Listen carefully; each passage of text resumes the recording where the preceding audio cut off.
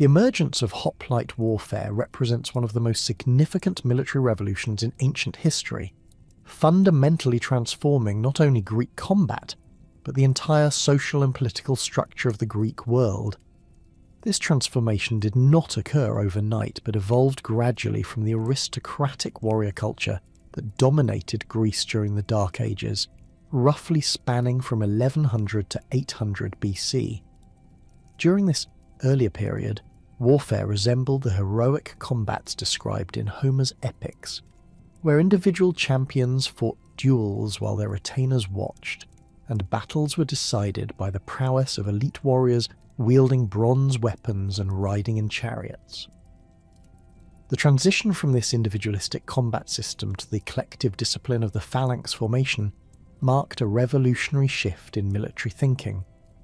Archaeological evidence from sites across Greece reveals that by the late 8th century BC, Greek warfare was undergoing fundamental changes. Grave goods from this period show an increasing standardization of weaponry and armor, suggesting that the random assortment of weapons carried by Dark Age warriors was giving way to more uniform equipment sets. The geometric pottery of this era frequently depicts warriors in formation, their round shields overlapping in what appears to be early representations of phalanx tactics. The archaeological record from the geometric period provides crucial evidence for understanding this military evolution. Excavations at sites like Argos, Corinth and Athens have uncovered bronze armour fragments that show clear developmental progression from the simple bronze corselets of the Dark Ages to the more sophisticated cuirasses that would become standard hoplite equipment.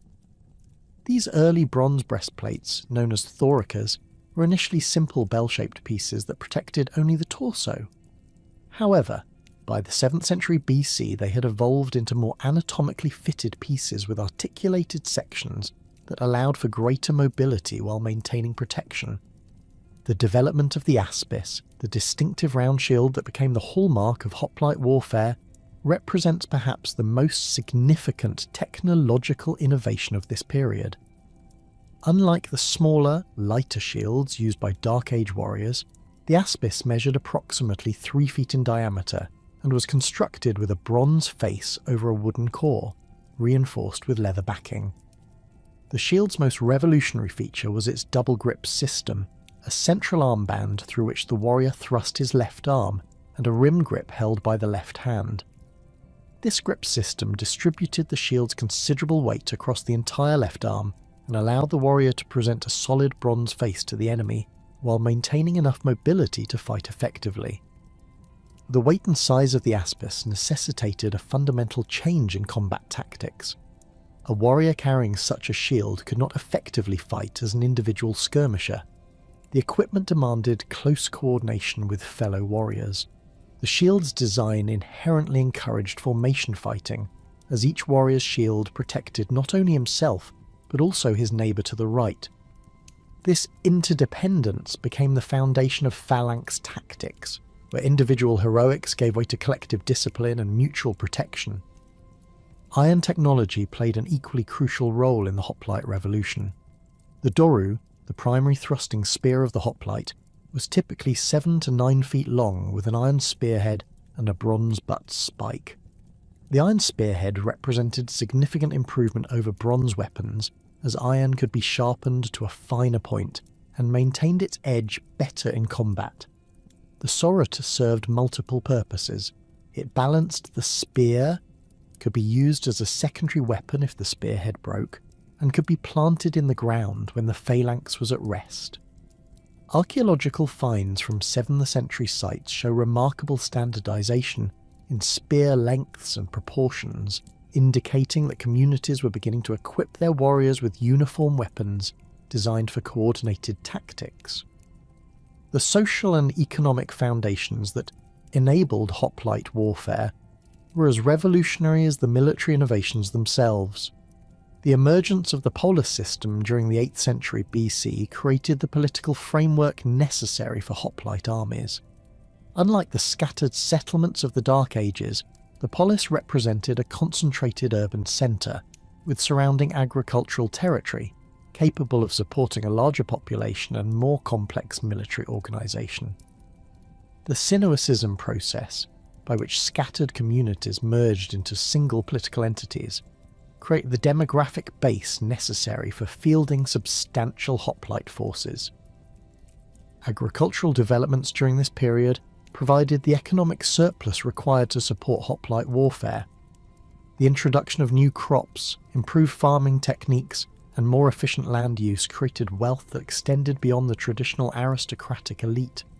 Archaeological evidence from rural sites shows increasing prosperity among farmers who owned moderate-sized plots, as evidenced by improved housing, better pottery, and the presence of imported goods. This agricultural surplus was crucial because hoplite equipment was expensive. A full panoply including bronze armour, shield, spear, and sword could cost as much as several months' wages for a skilled craftsman. The emergence of what scholars term the middling class, or Zugitai, represented a fundamental social transformation. These were farmers who owned enough land to support themselves and their families, while generating sufficient surplus to purchase hoplite equipment.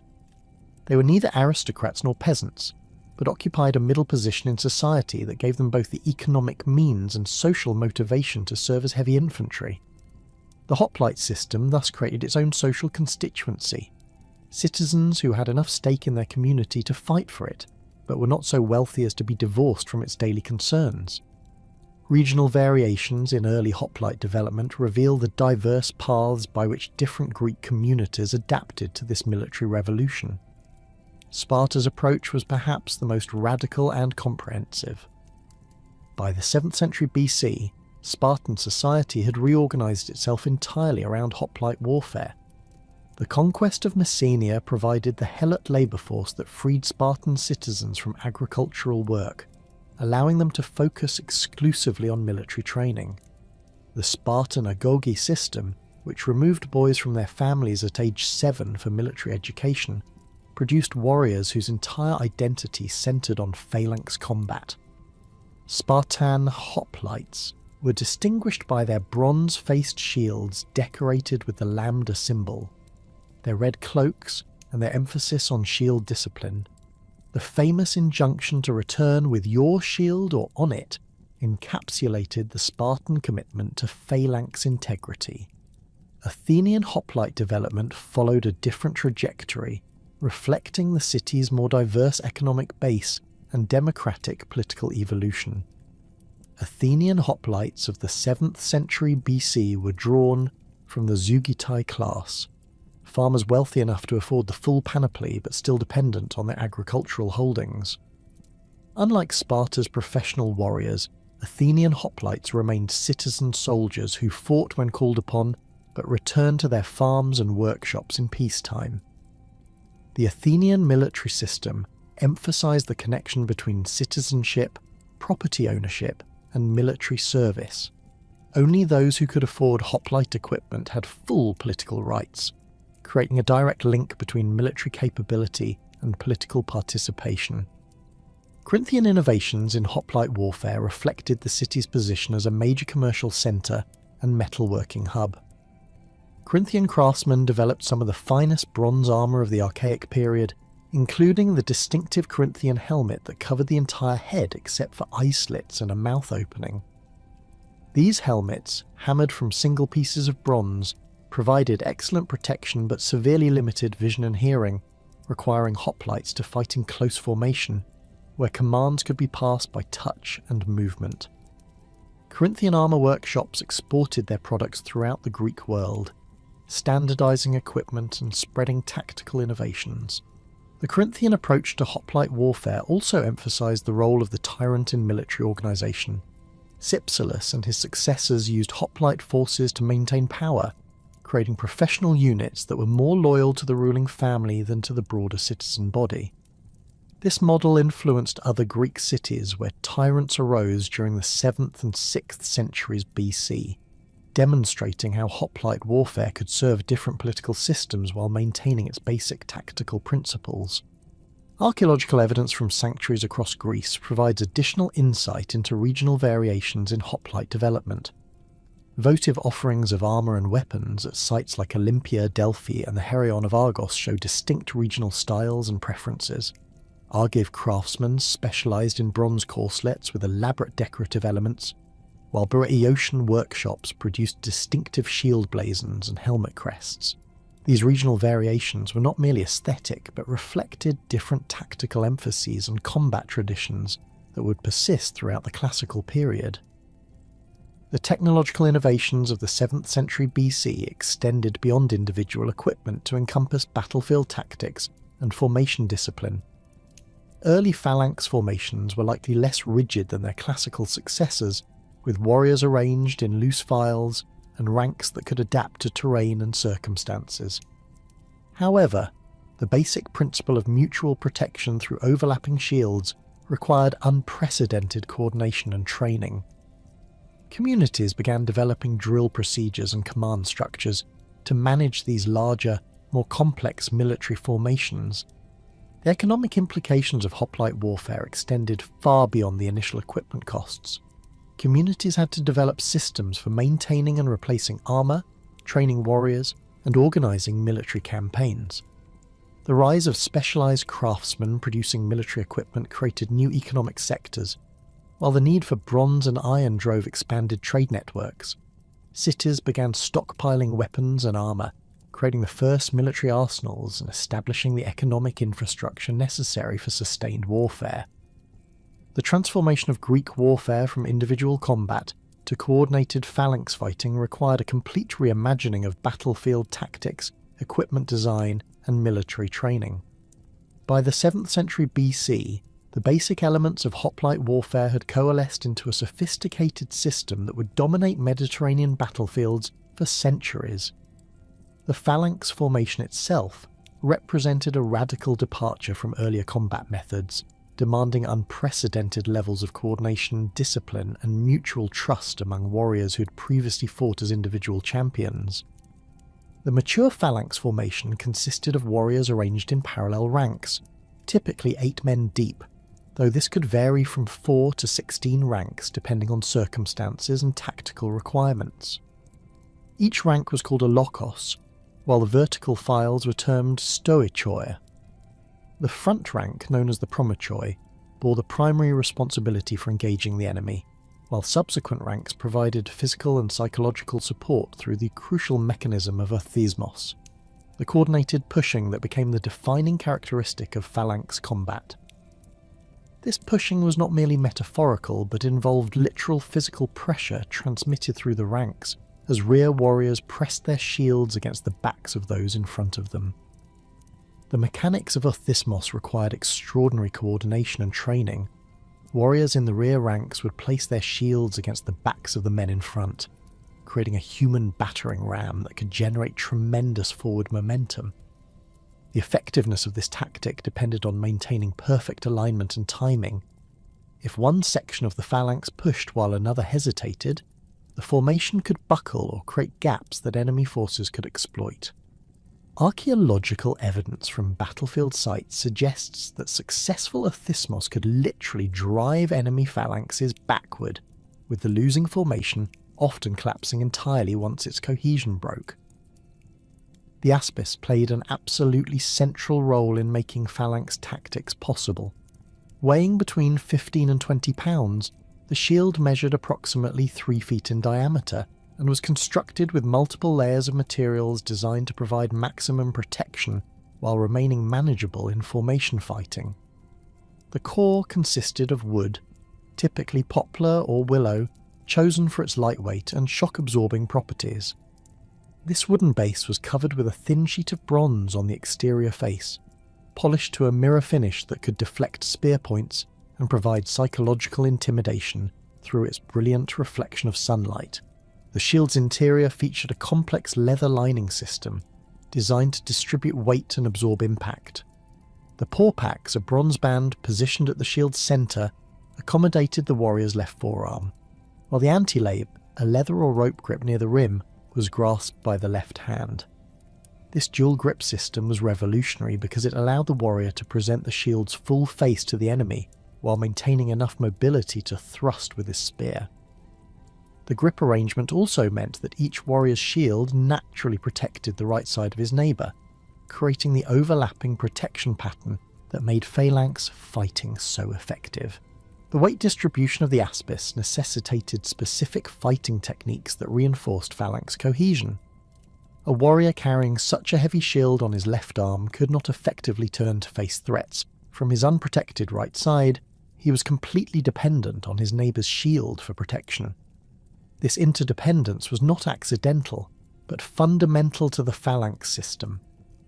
The shield's design essentially forced warriors to fight in close formation, as attempting to operate independently would leave them fatally vulnerable to enemy attacks. Shield blazons and decorative elements serve both practical and psychological functions within the phalanx. Each warrior's shield bore distinctive markings that identified his city-state, family or military unit. These blazons were not merely decorative but served crucial tactical purposes during the chaos of battle. Warriors could identify their position within the formation and maintain alignment by reference to the shields around them. The psychological impact of hundreds of polished bronze shields reflecting sunlight while displaying fierce animal designs or divine symbols created a formidable spectacle designed to intimidate enemies before combat even began. The evolution of hoplite weaponry during this period reflected the specific requirements of phalanx combat. The doru remained the primary weapon, but its design became increasingly standardized across the Greek world. The optimal length settled at approximately 8 feet, long enough to reach enemy warriors across the gap between opposing phalanxes, but short enough to be wielded effectively in close formation. The iron spearhead was typically leaf-shaped, designed to penetrate bronze armour and wooden shields through concentrated thrusting rather than slashing attacks. The sorita, or spear butt spike, evolved from a simple bronze point into a sophisticated secondary weapon system. Cast in bronze and fitted to the spear's rear end, the sorita served multiple tactical functions beyond its obvious role as a backup weapon. Its weight helped balance the spear, making it easier to control during the complex maneuvers required in phalanx fighting. When planted in the ground, the sorita could anchor the spear to provide additional stability during defensive actions. Most importantly, if the primary spearhead broke during combat, a common occurrence when thrusting against bronze armour, the warrior could reverse his weapon and continue fighting with the sorita. The development of the xiphus sword represented another crucial advancement in hoplite weaponry. Unlike the longer slashing swords used by Dark Age warriors, the xiphos was a short, double-edged weapon designed specifically for close-quarters combat within phalanx formations. Measuring between 24 and 30 inches in length, the xiphos featured a leaf-shaped blade optimized for thrusting attacks that could penetrate gaps in enemy armour. The sword's compact size made it practical to wield in the confined space of phalanx combat, where longer weapons would be unwieldy.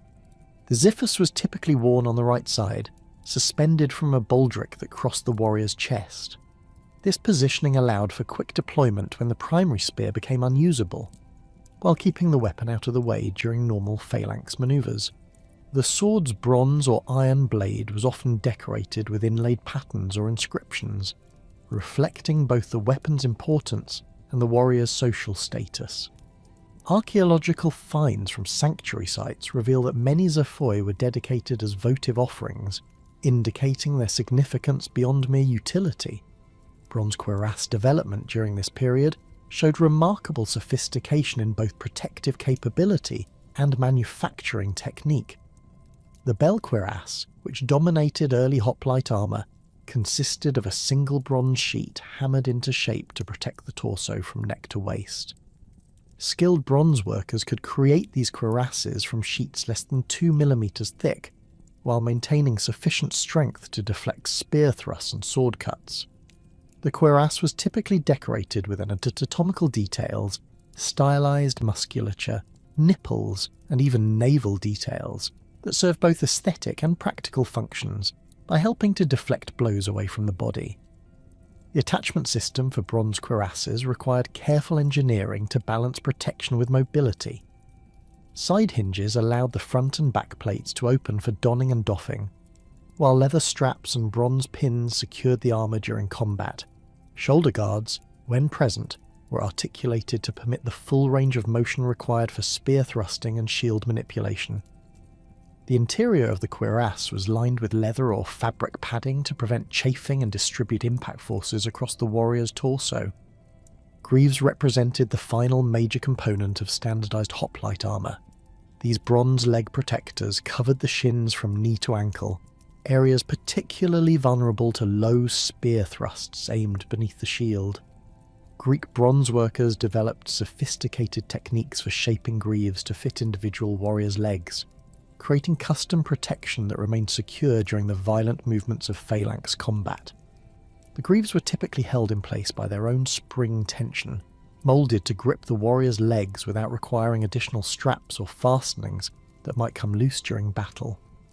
The manufacturing of greaves required exceptional skill, as the bronze had to be shaped to accommodate the complex curves of the human leg while maintaining structural integrity. Archaeological examples show evidence of careful hammering and annealing techniques that created armor pieces both protective and comfortable. Many greaves featured decorative elements, gorgon heads, geometric patterns or divine symbols that enhanced their psychological impact while demonstrating the warrior's wealth and status. Training methods for hoplite warfare underwent revolutionary development during this period, transforming citizen farmers into effective heavy infantry capable of executing complex battlefield maneuvers. The gymnasium system, originally developed for athletic competition, was adapted to provide military training that emphasized the physical conditioning and coordination required for phalanx combat. These training facilities featured running tracks, wrestling areas, and open spaces suitable for formation drill, creating standardized environments where warriors could develop the skills necessary for effective phalanx fighting. Physical conditioning for hoplite warfare required specific types of strength and endurance training. Warriors needed the upper body strength to wield their heavy shields and spears for extended periods, the leg strength to maintain formation while pushing forward during orthismos, and the cardiovascular endurance to fight effectively while wearing bronze armor in Mediterranean heat. Training regimens included running in full armor, spear and shield drills, and wrestling exercises designed to develop the core strength essential for maintaining balance during phalanx combat. Formation drill represented the most crucial aspect of hoplite training, as individual skill meant little without the ability to coordinate with fellow warriors. Training exercises focused on maintaining proper spacing, close enough for shield overlap but far enough apart to allow weapon manipulation, while executing basic maneuvers such as advancing, retreating and wheeling. Warriors practiced responding to drum beats and trumpet calls that would coordinate movement during actual combat, developing the instant reactions necessary for battlefield effectiveness. The role of drill instructors, often veterans of previous campaigns, became increasingly important as communities recognized the complexity of phalanx warfare. These experienced warriors taught not only individual techniques, but the subtle coordination skills that distinguished effective phalanx units from mere armed mobs. They emphasized the importance of maintaining formation integrity, even under extreme stress, drilling warriors in procedures for closing gaps created by casualties and maintaining cohesion during the chaos of actual combat. Military exercises evolved to include mock battles that simulated actual phalanx engagements. These training fights used blunted weapons and modified shields to allow realistic practice without causing serious injuries. Warriors learned to recognize the signs of impending phalanx collapse, the subtle shifts in pressure and alignment that preceded formation breakdown, and developed techniques for exploiting weaknesses in enemy formations. These exercises also taught the psychological aspects of phalanx warfare, helping warriors overcome the natural human reluctance to close with armed enemies. The development of command structures within phalanx formations required new approaches to military leadership and communication. Unlike earlier forms of warfare where individual champions could operate independently, phalanx combat demanded coordinated action that could only be achieved through clear command hierarchies and effective communication systems. Officers, typically drawn from the aristocratic class, were positioned throughout the formation to relay orders and maintain discipline during the stress of combat. Tactical innovations during this period included the development of specialized formations for different battlefield situations. The standard 8-rank phalanx could be modified to create deeper formations for maximum pushing power or shallower lines for extended frontage. Some communities experimented with mixed formations that combined hoplites with light infantry or cavalry, creating tactical flexibility while maintaining the phalanx as the core fighting element. The psychological aspects of phalanx warfare became increasingly sophisticated as communities recognized the importance of morale and unit cohesion. Training programs included exercises designed to build mutual trust and confidence among warriors who would depend on each other for survival in combat.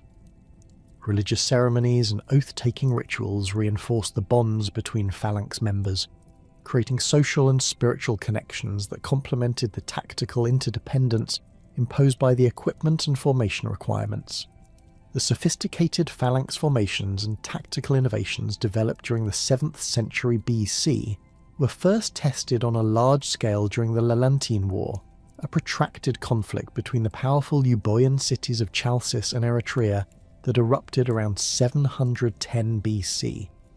This war marked a watershed moment in Greek military history, representing the first major interstate conflict where organised hoplite warfare played a decisive role rather than serving as a supplement to traditional aristocratic combat. The fertile Lelantine plain, stretching between these two cities on the island of Euboea, had long been a source of tension due to its exceptional agricultural productivity and strategic position, controlling trade routes between mainland Greece and the Aegean islands. Archaeological evidence from the Lelantine plain reveals the intensity and scale of this conflict. Excavations have uncovered numerous bronze spearheads, shield fragments, and armour pieces dating to the early 7th century BC, scattered across what were clearly major battlefield sites. The density and distribution of these artefacts suggest pitched battles involving hundreds of warriors arranged in formal phalanx formations, rather than the smaller skirmishes characteristic of earlier Greek warfare. Particularly significant are the discoveries of standardized equipment sets, groups of weapons and armor pieces that show remarkable uniformity in design and manufacture, indicating that both cities had developed systematic approaches to equipping their hoplite forces. The Lelantine War drew in allies from across the Greek world, transforming what began as a local territorial dispute into the first pan-Hellenic conflict of the Archaic period. Chalcis secured support from Sparta, Corinth, and several cities in Magna Graecia, while Eretria allied with Athens, Aegina, and Miletus. This alliance system demonstrated how hoplite warfare had created new strategic possibilities. Cities could now project military power over greater distances because phalanx formations provided reliable tactical effectiveness that justified the expense and risk of distant campaigns. The standardization of hoplite equipment also meant that Allied forces could operate together more effectively than had been possible with the diverse warrior traditions of the Dark Ages. The tactical lessons learned during the Lelantine War spread rapidly throughout the Greek world through returning veterans and military observers. The conflict demonstrated that victory in hoplite warfare depended not merely on individual courage or superior equipment, but on formation discipline, coordinated training, and tactical innovation. Chalcidian forces, supported by Spartan military advisors, developed techniques for maintaining phalanx cohesion across the uneven terrain of the Lelantine plain, while Eretrian commanders experimented with combined arms tactics that integrated light infantry and cavalry with their hoplite corps. The war's duration, lasting nearly a decade according to later sources, provided unprecedented opportunities for tactical experimentation and refinement. Both sides developed specialised formations for different battlefield situations. Deeper phalanxes for maximum pushing power during a thismos, extended lines for controlling larger areas of the battlefield, and refused flanks for defensive operations. These innovations were preserved in military traditions and training manuals that influenced hoplite warfare throughout the Archaic period. The conflict also established important precedents for interstate warfare, including conventions regarding the treatment of prisoners, the role of heralds in negotiating truces, and the proper conduct of pitched battles. The Messenian Wars represented an even more significant development in hoplite warfare, as Sparta transformed its entire society around the requirements of phalanx combat, while conquering and subjugating its western neighbours. The First Messenian War, traditionally dated to 743-724 BC, began as a typical territorial conflict, but evolved into something unprecedented in Greek history, a systematic campaign of conquest and enslavement that required sustained military operations over nearly 2 decades. Archaeological surveys of Messenia reveal a dramatic depopulation of rural sites during this period, with many settlements showing evidence of violent destruction followed by abandonment. Spartan military innovations during the First Messenian War laid the foundation for their eventual dominance of Greek hoplite warfare. The conquest of fertile Messenian territory provided the economic base necessary for creating a professional warrior class, as helot labour freed Spartan citizens from agricultural work and allowed them to focus exclusively on military training. The unique Spartan approach to hoplite warfare emphasised absolute formation discipline, standardised equipment, and collective identity that subordinated individual achievement to phalanx effectiveness. Spartan warriors wore identical bronze-faced shields marked with the lambda symbol, crimson cloaks that concealed bloodstains and created psychological uniformity, and bronze cuirasses that prioritised protection over individual decoration. The development of the agoge system during this period represented the most radical military innovation of the Archaic period. Unlike other Greek cities where hoplite service was a civic duty performed by citizen farmers, Sparta created a comprehensive educational and training program that produced warriors whose entire identity centred on phalanx combat.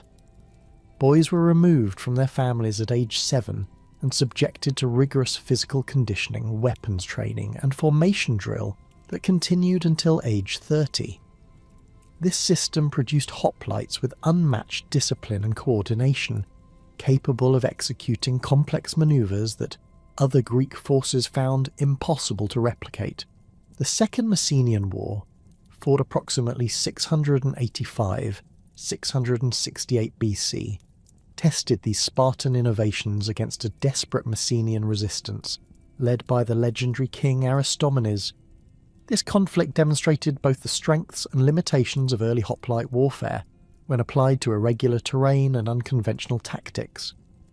Messenian forces, unable to match Spartan phalanx discipline in open battle, adopted guerrilla tactics that exploited the mountainous terrain of their homeland.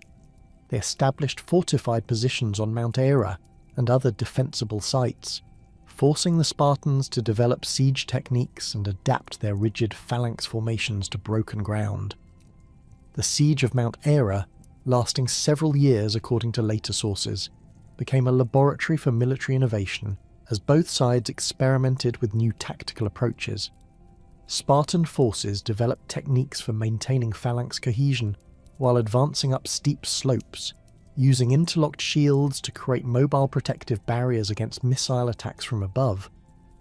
They also pioneered the use of coordinated assaults combining hoplite phalanxes with specialised units trained for mountain warfare. Messenian defenders responded by developing sophisticated defensive positions that channeled attacking forces into killing zones where their superior numbers could be neutralised. The ultimate Spartan victory in the Second Messenian War established their reputation as the premier hoplite force in Greece, but the conflict's duration and difficulty also revealed important limitations of phalanx warfare. The rigid formations that proved so effective on level ground became vulnerable in mountainous terrain, while the psychological cohesion that made Spartan phalanxes invincible in pitched battle was less relevant during prolonged siege operations. These lessons influenced Spartan military doctrine for centuries, leading to the development of specialised units and tactics designed to complement their traditional phalanx strength. Greek colonisation throughout the Mediterranean during the 8th and 7th centuries BC was intimately connected with hoplite warfare. as phalanx formations provided small groups of settlers with the military capability necessary to establish and defend new communities in contested territories. The process of apoikia, the establishment of new cities, required colonists to secure territory, often in the face of hostile indigenous populations, and maintain control over agricultural land and trade routes essential for survival. Hoplite warfare proved ideally suited to these challenges because phalanx formations could concentrate the military power of relatively small settler communities into devastatingly effective tactical units. Archaeological evidence from Greek colonies across the Mediterranean reveals the central role of hoplite warfare in colonial expansion. Excavations at sites like Syracuse, Tarentum, and Massalia have uncovered extensive deposits of Greek military equipment dating to the earliest phases of settlement, indicating that colonists arrived prepared for sustained military operations. The standardization of this equipment across widely separated colonies demonstrates that metropolitan Greek cities were systematically organizing colonial expeditions with specific military requirements in mind. Bronze workshops in major Greek cities produced specialized equipment sets for colonial ventures, including lighter versions of traditional hoplite armor, adapted for the different climatic conditions of colonial territories. The tactical advantages of phalanx warfare proved decisive in numerous colonial conflicts. Indigenous populations throughout the Mediterranean had developed sophisticated military traditions adapted to their local environments, but few possessed the concentrated shock power of organized hoplite formations. Greek colonists could field phalanxes of 50 to 100 warriors that could defeat much larger forces of individually skilled but uncoordinated opponents. The psychological impact of bronze-armoured warriors advancing in perfect formation, their polished shields reflecting sunlight and their spears creating an impenetrable hedge of iron points, often proved as effective as their actual combat capabilities. The colony of Syracuse provides an exceptional case study in the military aspects of Greek colonization. Founded by Corinthian settlers around 734 BC, Syracuse faced immediate military challenges from indigenous Sicilian populations and rival colonial ventures. Archaeological evidence from the earliest phases of the settlement reveals sophisticated fortifications designed specifically to accommodate hoplite warfare, including wide gates that allowed phalanx formations to deploy rapidly and defensive walls positioned to provide optimal fields of fire for spear-armed defenders. The colony's rapid expansion across eastern Sicily was facilitated by its military superiority, as Syracusan phalanxes systematically defeated indigenous coalitions and established control over the region's most fertile agricultural territories. The role of hoplites in establishing Greek dominance in southern Italy followed similar patterns but involved more complex military challenges due to the presence of other organised states. The Etruscan cities of central Italy possessed sophisticated military traditions that included heavy infantry formations comparable to Greek phalanxes, creating conflicts between relatively equal opponents that tested tactical innovation and strategic planning. Greek colonies like Tarentum and Croton developed specialized techniques for fighting against Etruscan forces, including modifications to standard phalanx formations and the integration of local military traditions with Greek tactical principles. The expansion of Greek influence in the Black Sea region demonstrated how hoplite warfare could be adapted to entirely different environmental and cultural contexts. Colonies like Chersonesos and Tanais faced military challenges from Scythian and other nomadic populations, whose cavalry-based warfare presented unique tactical problems for traditional phalanx formations. Greek colonists developed innovative combined arms approaches that integrated hoplite phalanxes with local allies and mercenary forces, creating military systems that maintained Greek tactical superiority while adapting to regional conditions. The establishment of military conventions during the Archaic period reflected the growing sophistication of interstate warfare and the need for standardized practices that could govern conflicts between Greek cities. The concept of pitched battle, formal engagements between organized armies on mutually agreed battlefields, emerged from practical necessity as communities sought to limit the destructive potential of hoplite warfare while maintaining its effectiveness as a tool of policy. These conventions were not merely diplomatic niceties, but represented sophisticated attempts to channel military competition into forms that preserved the economic and social foundations of Greek civilization. The role of heralds in archaic warfare became increasingly important as military operations grew more complex and involved larger numbers of participants. Heralds served not only as messengers between opposing forces but as neutral parties who could negotiate the terms of engagement, arrange truces for the burial of the dead, and oversee prisoner exchanges. Their sacred status, protected by divine sanction and intercity agreements, made them essential intermediaries in a military system where honour and reputation played crucial roles alongside tactical effectiveness. Archaeological evidence from sanctuary sites reveals numerous dedications by heralds indicating their important social status and the recognition of their crucial role in maintaining civilized standards during warfare. The treatment of prisoners during archaic conflicts reflected both practical military considerations and evolving ethical standards that distinguish Greek warfare from the total destruction practiced by some contemporary civilizations. Hoplite warfare, with its emphasis on decisive pitched battles between citizen soldiers, created situations where large numbers of defeated warriors might survive major engagements. The development of ransom systems, prisoner exchanges, and formal surrender procedures provided alternatives to wholesale slaughter while maintaining the economic incentives that motivated military service. These practices were codified in religious and legal traditions that established binding obligations on all participants in the Greek military system. The evolution of battlefield practices during this period also included the development of trophy traditions that commemorated victories while establishing permanent records of military achievements. The erection of trophies, displays of captured armour and weapons, arranged on wooden frames, served both religious and political functions by thanking the gods for victory while demonstrating military prowess to potential enemies. Archaeological investigations of trophy sites have revealed sophisticated arrangements of captured equipment that provide detailed information about the armour and weapons used by different Greek cities, while literary sources describe the elaborate ceremonies that accompanied trophy dedication. The Persian Wars marked the definitive moment when Greek hoplite warfare proved its superiority against the world's most powerful empire, transforming what had been regional military innovations into the dominant tactical system of the ancient Mediterranean world. The conflict began not with the great invasions of Darius and Xerxes, but with the Ionian Revolt of 499 BC, where Greek cities of Asia Minor first demonstrated that Persian military might was not invincible.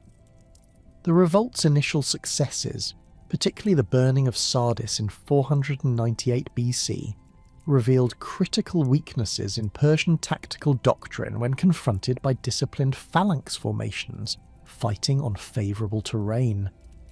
The Persian military system, despite its vast resources and organisational sophistication, relied primarily on massed formations of lightly armoured infantry supported by cavalry and archer units.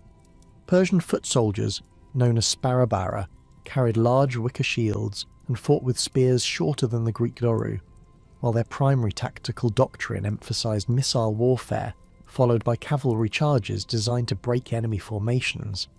This approach had proven devastatingly effective against the diverse military traditions of the Near East, but it was fundamentally incompatible with the concentrated shock power and defensive capabilities of mature hoplite phalanxes. The Ionian city's military advantages became apparent during the early phases of the revolt, when combined Greek forces successfully engaged Persian armies in several pitched battles. Hoplite formations from cities like Miletus, Ephesus and Chios demonstrated remarkable tactical coordination despite their political independence, suggesting that standardized training methods and equipment had created genuine interoperability between different Greek military systems.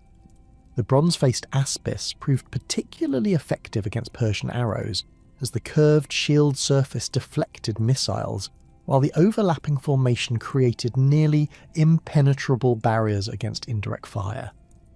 When Darius had decided to punish Athens and Eretria for their support of the Ionian rebels, his expedition of 490 BC represented the first direct confrontation between Persian imperial forces and the Hoplite armies of mainland Greece.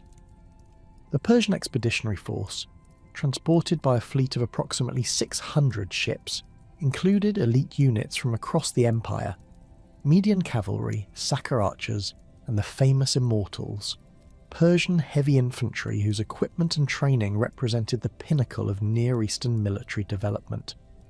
The force's composition reflected Persian confidence that their proven tactical systems would overwhelm the relatively small Greek city-states that had dared to challenge imperial authority. The Persian landing at Marathon Bay was strategically sound, providing excellent terrain for cavalry operations while positioning the invasion force within striking distance of Athens. The bay's broad, flat plain offered ideal conditions for the Persian tactical system, which relied on coordinated attacks by mounted archers and heavy cavalry supported by massed infantry formations. Persian commanders, led by Artaphernes and Datis, had carefully studied Greek military capabilities during the Ionian campaigns and believed they understood the limitations of phalanx warfare when confronted by superior numbers and tactical flexibility. Miltiades' tactical analysis of the Persian deployment revealed both the strengths and vulnerabilities of the enemy force. The Persian formation, arranged in traditional depth with elite units in the centre and lighter troops on the flanks, presented a formidable appearance but contained inherent weaknesses that could be exploited by innovative Greek tactics. The Persian reliance on missile warfare required open space and time to be effective, while their cavalry needed room to manoeuvre and charge. Most critically, Persian infantry formations lacked the lateral cohesion of Greek phalanxes, making them vulnerable to coordinated attacks that could exploit gaps in their line. The Athenian army that faced the Persians at Marathon represented the culmination of 2 centuries of hoplite development. Approximately 9,000 Athenian hoplites, reinforced by 1,000 Plataeans, took the field in formations that reflected the most advanced tactical thinking of the period. These warriors wore the standardized bronze panoply that had evolved through generations of refinement, Corinthian helmets that provided maximum head protection while allowing adequate vision for formation fighting, bronze cuirasses shaped to deflect spear thrusts, greaves that protected the vulnerable shins, and the massive asperse that served as both individual protection and the foundation of a collective defence. Miltiades' double envelopment manoeuvre represented one of the most sophisticated tactical innovations in ancient military history. By weakening his centre and strengthening both flanks, he created a formation that appeared vulnerable to direct Persian assault while actually preparing a devastating counterattack. The weakened centre, consisting of approximately 4 ranks instead of the standard 8, was designed to give ground under Persian pressure while maintaining enough cohesion to prevent complete breakthrough. Meanwhile, the reinforced flanks arranged in formations up to 12 ranks deep possessed the mass and momentum necessary to crush Persian resistance and execute the planned encirclement. The execution of this complex manoeuvre required exceptional training and discipline from warriors who had to maintain formation integrity while implementing tactics they had never before attempted in actual combat. The Athenian hoplites in the centre demonstrated remarkable courage by deliberately allowing Persian forces to push them backward, maintaining their formation while appearing to flee. This tactical withdrawal required perfect coordination and absolute trust in their flanking units, as any premature collapse would have resulted in complete disaster. Archaeological evidence from the battlefield suggests that the retreat covered approximately 200 metres before the flanking attacks achieved their objectives. The effectiveness of hoplite armour against Persian arrows became dramatically apparent during the initial phases of the battle. Persian archers, positioned behind their infantry formations, launched concentrated volleys designed to disrupt Greek formations before the main assault. However, The bronze-faced aspis, held at an angle to deflect incoming missiles, proved remarkably effective at turning aside arrow points that would have penetrated lighter shields. The overlapping shield wall created by proper phalanx formation meant that even arrows that found gaps between individual shields were likely to strike bronze surfaces at oblique angles that reduced their penetrating power. The Corinthian helmets worn by most Athenian hoplites provided crucial protection against the indirect fire that constituted a major component of Persian tactics. These helmets, hammered from single pieces of bronze and shaped to cover the entire head except for eye slits and mouth openings, could deflect arrows that struck at any angle. While the restricted vision imposed by these helmets created tactical limitations, the protection they provided against missile weapons more than compensated for these disadvantages during the type of frontal assault that characterized the marathon engagement. The bronze cuirasses worn by Athenian hoplites represented the culmination of Greek armour-making expertise, providing protection that Persian weapons could not easily penetrate. These cuirasses, shaped to follow the contours of the human torso and reinforced at critical points, could turn aside spear thrusts and sword cuts that would have been fatal to more lightly armoured opponents. The cuirass design also incorporated anatomical details that helped deflect blows away from vital areas.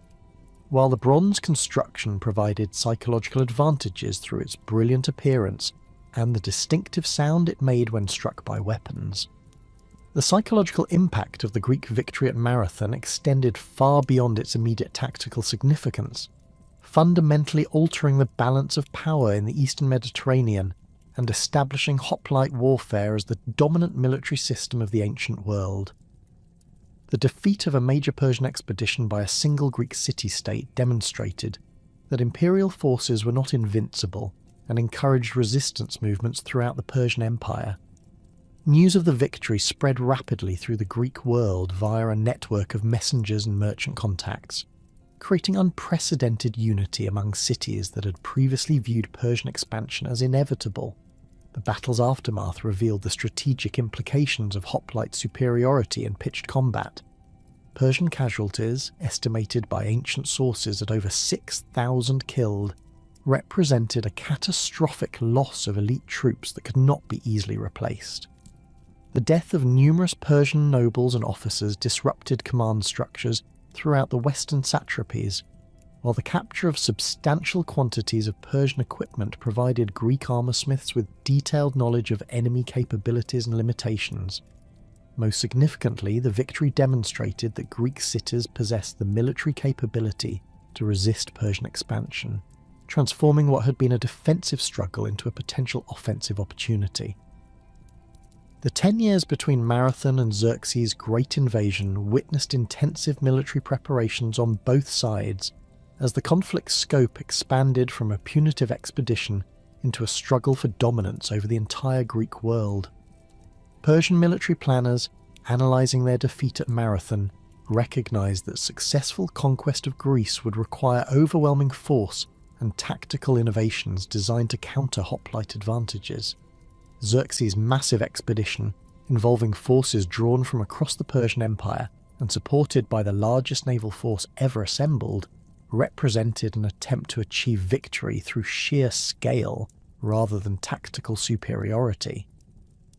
Greek military preparations during this period reflected growing confidence in hoplite capabilities combined with realistic assessment of the challenges posed by Persian numerical superiority. The formation of the Hellenic League in 481 BC created unprecedented military cooperation between traditionally independent city-states, while standardized training programs ensured that allied forces could operate effectively together. Archaeological evidence from this period reveals extensive weapons production and the stockpiling of bronze and iron throughout the Greek world, indicating systematic preparation for prolonged warfare. The strategic situation facing Greek forces in 480 BC required tactical innovations that could maximize the advantages of hoplite warfare, while compensating for severe numerical disadvantages.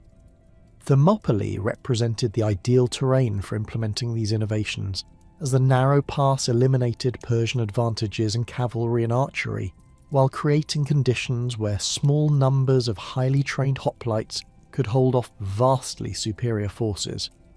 The position's geographical features, steep cliffs on one side and the sea on the other, meant that Persian forces could not deploy their full strength simultaneously and would be forced to attack frontally against prepared defensive positions. Leonidas' selection of the 300 Spartan warriors who would hold Thermopylae reflected sophisticated understanding of the psychological and tactical requirements for the mission. These warriors, all fathers of living sons to ensure their family lines would continue, represented the elite of Spartan hoplite forces. Their equipment reflected the pinnacle of Greek military technology: bronze cuirasses hammered to provide maximum protection while maintaining flexibility, lambda-blazoned shields that had been passed down through generations of warriors, and iron-pointed spears selected for their perfect balance and penetrating power. Most importantly, these warriors possessed the absolute discipline and mutual trust that made Spartan phalanxes the most formidable military formations in the Greek world. The coordination between different Greek contingents at Thermopylae demonstrated how standardized hoplite training and equipment had created genuine interoperability between forces from different cities. Thespian and Theban hoplites, fighting alongside their Spartan allies, maintained formation discipline and tactical coordination, despite having trained in separate military systems. This cooperation was facilitated by the universal adoption of similar equipment, formation structures, and tactical doctrines that had evolved throughout the Greek world during the previous 2 centuries. The shared experience of hoplite warfare created common tactical language and mutual understanding that transcended political boundaries. The 3 days of fighting at Thermopylae revealed both the strengths and limitations of defensive hoplite warfare when confronted by sustained assault from numerically superior forces. The narrow pass allowed Greek phalanxes to present an unbroken front of bronze shields and iron spear points that Persian infantry could not penetrate through direct assault. Repeated attacks by elite Persian units, including the famous Immortals, were repulsed with heavy casualties as the confined terrain prevented the deployment of Persian tactical advantages while maximising the effectiveness of coordinated hoplite defence. The effectiveness of Spartan hoplite discipline became apparent in the systematic manner with which they rotated fresh warriors to the front ranks, maintained weapon sharpness through constant attention to equipment, and coordinated their movements through subtle signals that required no verbal communication. Archaeological evidence from the battlefield suggests that Greek defensive positions were carefully prepared with obstacles and terrain modifications designed to channel Persian attacks into killing zones where phalanx formations could achieve maximum effectiveness. The discovery of numerous Persian arrow points embedded in shield fragments indicates the intensity of missile attacks that Greek formations successfully withstood. The naval-land coordination that characterized Greek strategy during the Persian Wars represented a revolutionary development in ancient warfare, combining the tactical superiority of hoplite formations with the strategic mobility provided by Greek naval forces. The simultaneous battles of Thermopylae and Artemisium demonstrated sophisticated joint planning that maximized the effectiveness of limited Greek resources while exploiting Persian vulnerabilities and coordinating operations between their army and navy. Greek naval tactics during this period relied heavily on hoplite marines, who provided the shock troops necessary for successful ramming attacks and boarding actions. The role of hoplite marines in Greek naval warfare had evolved considerably since the Archaic period, reflecting both technological improvements in ship design and tactical innovations that integrated sea and land combat capabilities.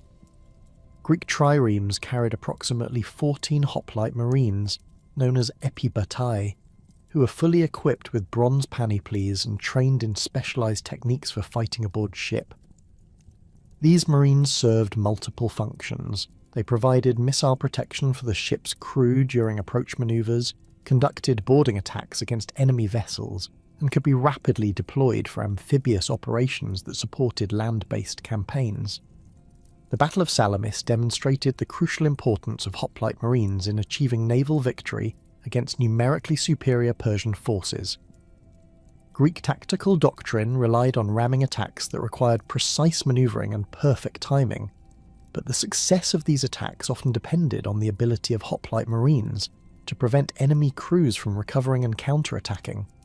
Archaeological evidence from shipwrecks of this period reveals the sophisticated equipment carried by naval hoplites, including modified shields designed for shipboard use and specialised weapons optimised for the confined spaces of naval combat. The coordination between Greek naval forces and land-based armies reached its pinnacle during the campaign that culminated at Plataea in 479 BC. Pausanias' strategy for the final confrontation with Mardonius required precise timing between naval operations that prevented Persian reinforcement by sea and land manoeuvres that forced the Persian army into a decisive engagement on terrain favourable to hoplite tactics. The Greek army that assembled for this campaign represented the largest coordinated hoplite force ever fielded, with contingents from over 30 cities maintaining tactical cooperation despite their diverse political backgrounds. The tactical coordination demonstrated at Plataea reflected the maturation of Greek military doctrine and the standardization of hoplite warfare throughout the Greek world.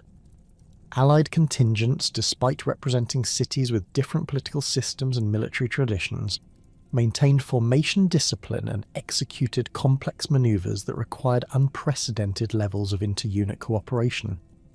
This coordination was facilitated by standardized equipment that allowed warriors from different cities to fight effectively together, common training methods that created shared tactical understanding, and command structures that could integrate diverse forces into coherent operational units. Pausanias' decisive victory over Mardonius represented the culmination of hoplite tactical development and demonstrated the complete superiority of Greek military methods over Persian imperial forces. The battle's outcome was determined by the disciplined advance of coordinated phalanxes that systematically destroyed Persian resistance through concentrated shock action. The death of Mardonius and the collapse of Persian morale following his fall illustrated the vulnerability of command structures that depended on individual leadership rather than the collective discipline that characterized Greek military organization. The long-term consequences of Persian war victories extended far beyond their immediate military significance, fundamentally reshaping the political and cultural landscape of the ancient Mediterranean world. Greek confidence in hoplite capabilities, validated by victories against the world's most powerful empire, encouraged ambitious expansion that would eventually create the conditions for Alexander's conquests. The establishment of Athenian naval supremacy, supported by the hoplite power that had proven decisive against Persian forces, created new possibilities for projecting Greek influence throughout the Mediterranean basin. The transformation of Athens into a naval empire represented a revolutionary development in Greek political organisation, combining traditional hoplite military capabilities with unprecedented naval power that could dominate maritime trade routes and project force across vast distances. The Delian League, originally formed as a defensive alliance against Persian resurgence, evolved into an Athenian empire that used hoplite garrisons and naval bases to control allied cities and extract tribute that funded further military expansion. This imperial system demonstrated how hoplite warfare could be adapted to support sustained occupation and administration of conquered territories. The standardization of hoplite equipment and tactics throughout the Greek world during this period created the foundation for future military developments that would eventually spread Greek military methods throughout the ancient world. The success of Greek arms against Persian forces encouraged widespread adoption of hoplite warfare by non-Greek populations, while Greek military advisors and mercenary forces carried their tactical knowledge to regions far beyond the traditional boundaries of Greek civilization. This military influence represented one of the most significant cultural exports of the Greek world, fundamentally altering military practices throughout the Mediterranean basin and establishing tactical principles that would influence warfare for centuries to come. The decisive Greek victories over Persian forces fundamentally transformed Athens from a regional power into the dominant force in the Aegean world, creating unprecedented opportunities for military expansion and political influence. The establishment of the Delian League in 478 BC marked the beginning of a new era in Greek warfare, where traditional hoplite tactics would be adapted to serve imperial ambitions across the Mediterranean. The League's original defensive purpose, protecting Greek cities from Persian resurgence, quickly evolved into an offensive instrument that projected Athenian power through coordinated naval and land operations spanning from the Black Sea to Egypt. The organisational structure of Athenian hoplite forces during this period reflected both democratic political principles and practical military requirements for sustained imperial warfare. The traditional tribal system, established during Cleisthenes reforms, provided the foundation for military organisation through 10 tribal regiments known as taxis. Each tribe contributed one regiment commanded by a taxiarch elected annually by the tribal assembly, creating a direct connection between political participation and military leadership. These tribal regiments typically fielded between 500 and 1,000 hoplites, depending on the tribe's population and wealth, with total Athenian hoplite strength reaching approximately 13,000 warriors at the height of imperial power. The integration of tribal regiments into larger tactical formations required sophisticated command structures that could coordinate complex operations while maintaining the flexibility necessary for diverse campaign requirements. The polemarch, originally the supreme military commander, had seen his authority diminished during the democratic reforms, but retained important ceremonial and administrative functions. Real military authority resided with the 10 strategoi, elected annually and eligible for re-election, who commanded not only their tribal contingents, but could be assigned to overall campaign leadership based on their experience and political support. The strategoi represented a revolutionary development in Greek military leadership, combining tactical expertise with political acumen in ways that traditional aristocratic commanders could not match. Unlike the hereditary military leaders of earlier periods, strategoi achieved their positions through demonstrated competence in both warfare and politics, creating a professional officer class that could adapt hoplite tactics to the varied challenges of imperial warfare. Prominent strategoi like Cimon, Pericles, and later Alcibiades combined extensive military experience with sophisticated understanding of Athenian political dynamics, enabling them to maintain popular support for expensive and risky military ventures. The tactical coordination between strategoi during major campaigns demonstrated remarkable sophistication in joint operations that integrated multiple tribal regiments with allied forces and specialised troops. The Athenian system allowed for flexible command arrangements where overall campaign leadership could be assigned to the most qualified strategoi regardless of their tribal affiliation, while maintaining the democratic principle that each tribe retained control over its own military contingent. This balance between centralised command and democratic participation proved crucial for maintaining political support for extended military campaigns that required sustained commitment of resources and manpower. The integration of Athenian hoplite forces with the broader Delian League military system created unprecedented opportunities for projecting Greek military power across vast distances while maintaining tactical effectiveness. Allied cities contributed either ships, money, or troops to League operations, with Athenian strategoi coordinating these diverse resources into coherent military forces. The standardization of hoplite equipment and training throughout the Greek world facilitated this integration, as warriors from different cities could fight effectively together despite their varied political backgrounds and local military traditions. The development of permanent military installations throughout the Athenian Empire provided bases for hoplite forces that could respond rapidly to threats while maintaining control over strategic territories. These installations, known as klerouches, combined military garrison duties with agricultural colonization, as Athenian citizens received land grants in exchange for military service. The clerics maintained their Athenian citizenship and military obligations while establishing permanent communities that served as forward bases for imperial operations. Major clerishes at sites like Lemnos, Imbros, and later Amphipolis provided strategic depth and logistical support for hoplite operations throughout the northern Aegean.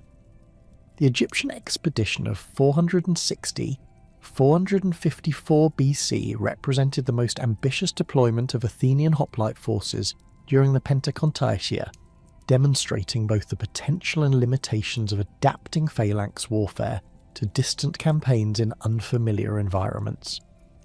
The expedition began as support for an Egyptian revolt against Persian rule led by Inaros, a Libyan prince who had gained control of much of the Nile Delta. Athenian involvement reflected the strategic vision of Pericles and other leaders who recognized that successful operations in Egypt could severely damage Persian power while securing access to Egyptian grain supplies that were becoming increasingly important for Athenian food security. The initial phase of the Egyptian campaign showcased the effectiveness of combined Athenian naval and hoplite operations when deployed against Persian forces adapted to different tactical traditions. Athenian hoplites, transported by a fleet of 200 triremes, established control over Memphis and the surrounding region through coordinated amphibious assaults that exploited Persian vulnerabilities in river warfare. The flat terrain of the Nile Delta provided ideal conditions for phalanx operations, while Persian forces struggled to adapt their cavalry-based tactics to the marshy ground and numerous waterways that characterized the operational environment. The tactical challenges faced by Athenian hoplites in Egypt reveal the complexities of adapting traditional Greek warfare to non-Mediterranean environments. The extreme heat required modifications to standard bronze armour, with many warriors adopting lighter equipment that provided adequate protection while preventing heat exhaustion during extended operations. The prevalence of missile troops among Egyptian and Persian forces necessitated tactical innovations that integrated light infantry and archers with traditional phalanx formations, creating combined arms units that could operate effectively against enemies who avoided direct confrontation with heavy infantry.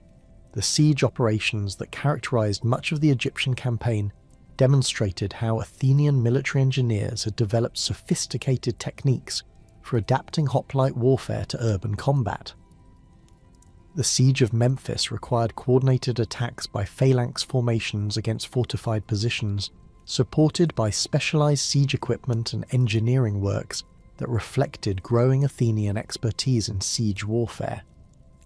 Archaeological evidence from contemporary siege sites reveals the development of standardized siege techniques that combined traditional hoplite assault methods with innovative engineering solutions designed to overcome sophisticated fortifications.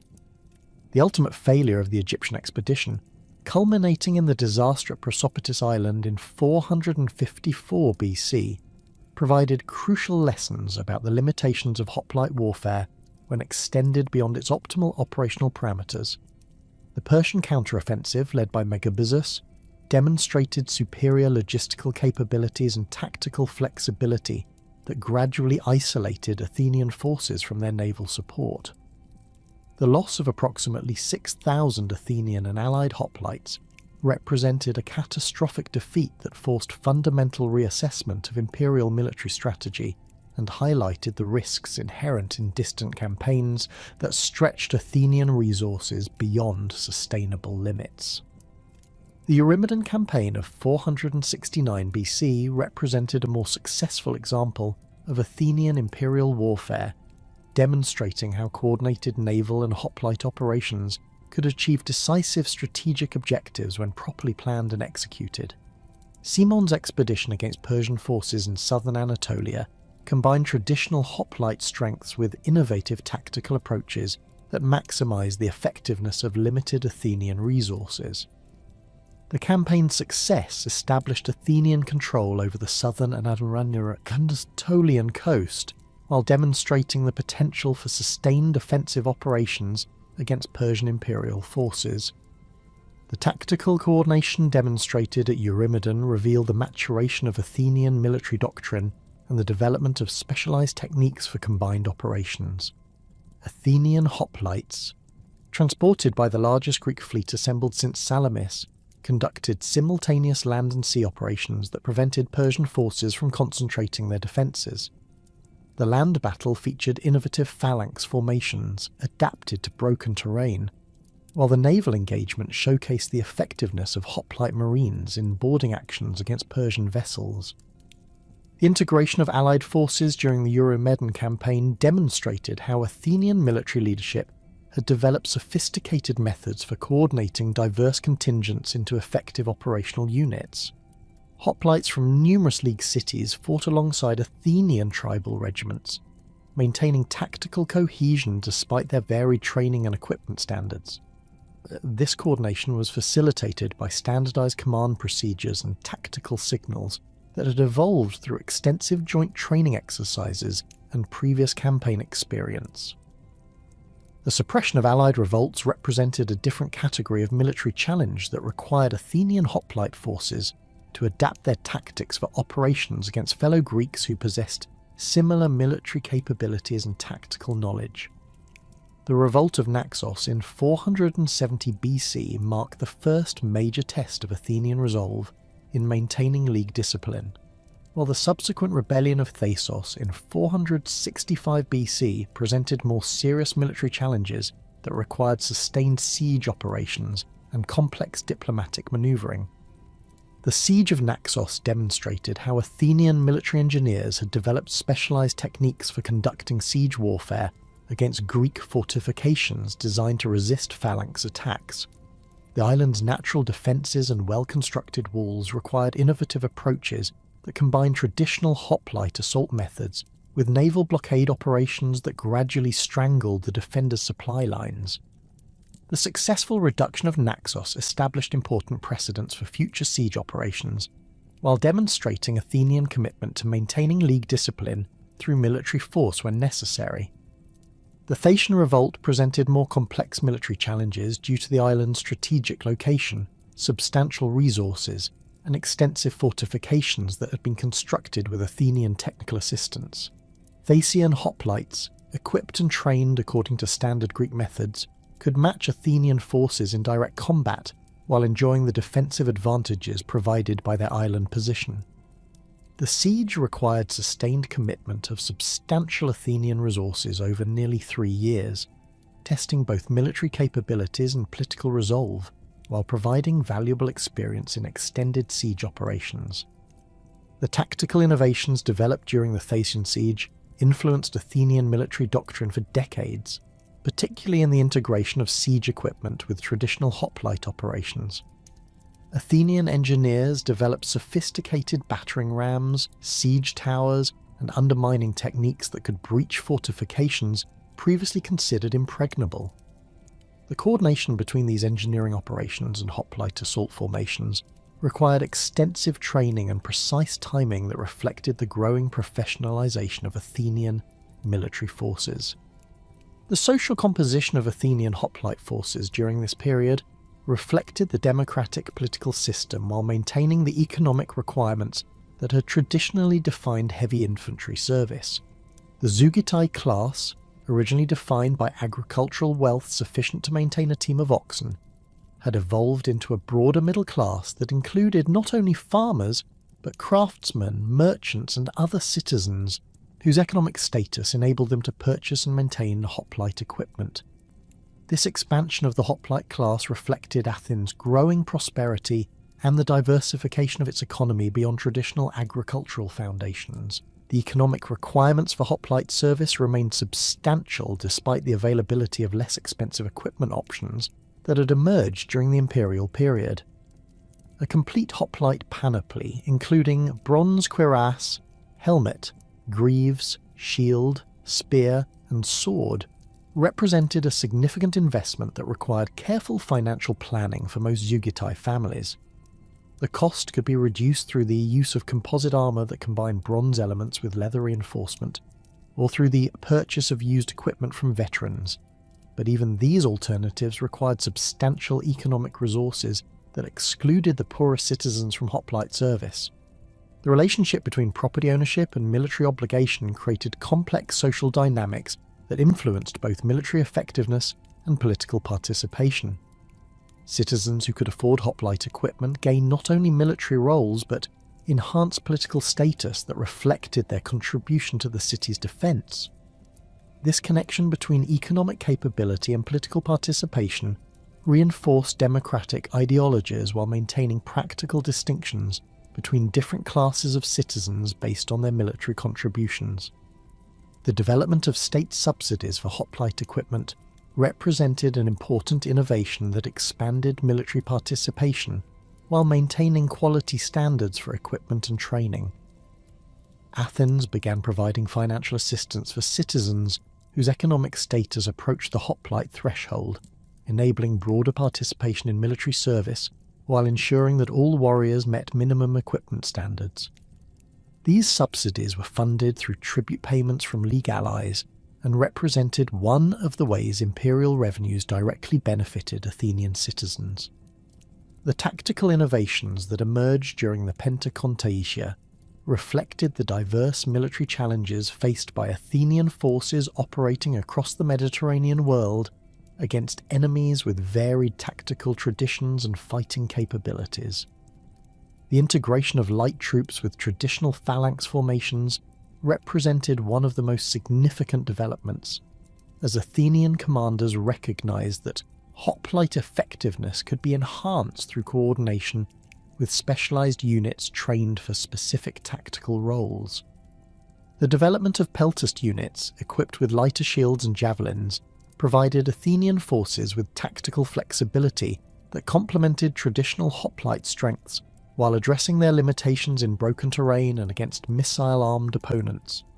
These light infantry units, recruited from both Athenian citizens and allied populations, could screen hoplite advances, pursue retreating enemies, and operate effectively in terrain where phalanx formations were disadvantaged. The coordination between peltasts and hoplites required extensive training and sophisticated command procedures that reflected the growing complexity of Athenian military operations. The adaptation of siege warfare techniques to Greek military practice represented another crucial innovation that enabled Athenian forces to conduct successful operations against fortified positions throughout the Mediterranean.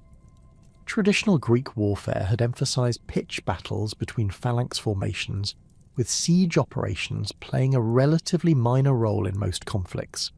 The requirements of imperial warfare, particularly operations against Persian fortresses and rebellious Greek cities, necessitated the development of specialized siege capabilities that could reduce fortifications efficiently while minimizing casualties among valuable hoplite forces. The integration of engineering specialists with traditional military units created new tactical possibilities that enhanced Athenian operational effectiveness across diverse campaign environments. Military engineers trained in construction techniques and siege warfare could rapidly construct field fortifications, bridges, and siege equipment that supported hoplite operations while providing protection against enemy counterattacks. The coordination between engineering operations and tactical maneuvers required sophisticated planning and precise execution that demonstrated the growing professionalization of Athenian military forces. The adaptation to non-Greek fighting styles represented perhaps the most challenging aspect of imperial warfare, as Athenian hoplites encountered enemies whose tactical traditions differed fundamentally from the phalanx-based warfare that dominated Greek military thinking. Persian cavalry tactics, Egyptian archery techniques, and Thracian skirmishing methods all presented unique challenges that required tactical innovations and equipment modifications. Athenian military leaders developed flexible response capabilities that maintained traditional hoplite advantages while adapting to diverse enemy capabilities through combined arms operations and specialized unit training. The outbreak of the Peloponnesian War in 431 BC marked a fundamental transformation in Greek warfare that would forever alter the nature of hoplite combat and the social foundations that had sustained the phalanx system for over 2 centuries. Unlike the brief decisive conflicts that had characterized earlier Greek warfare, this struggle between Athens and Sparta evolved into a brutal, protracted conflict that tested every assumption about traditional hoplite warfare. while introducing innovations that would reshape military practice throughout the Mediterranean world. The war's unprecedented duration, spanning 27 years with only brief interludes of peace, created pressures that forced both sides to adapt their military systems in ways that fundamentally challenged the citizen-soldier ideal that had defined Greek warfare since the Archaic period. The initial phases of the conflict revealed how the traditional conventions of hoplite warfare were inadequate for the strategic realities facing both major powers.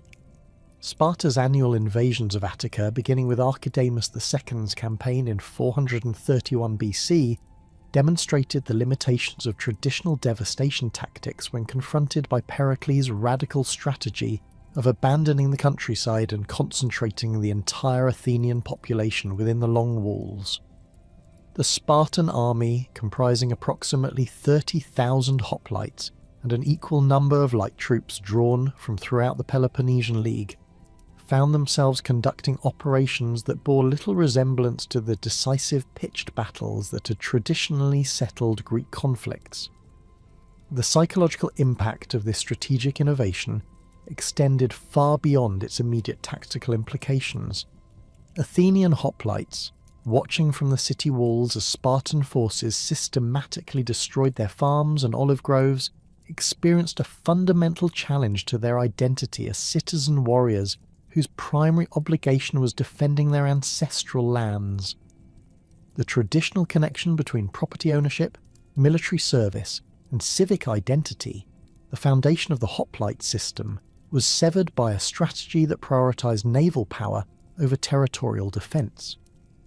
This transformation created social tensions that would influence Athenian military policy throughout the war and contribute to the eventual breakdown of democratic institutions. The Plague of Athens, striking in 430 BC during the second year of the war, devastated the hoplite class in ways that traditional military defeat never could have achieved. The disease, possibly typhus or a hemorrhagic fever, spread rapidly through the overcrowded city where rural populations had been concentrated within the walls according to Pericles' strategic plan.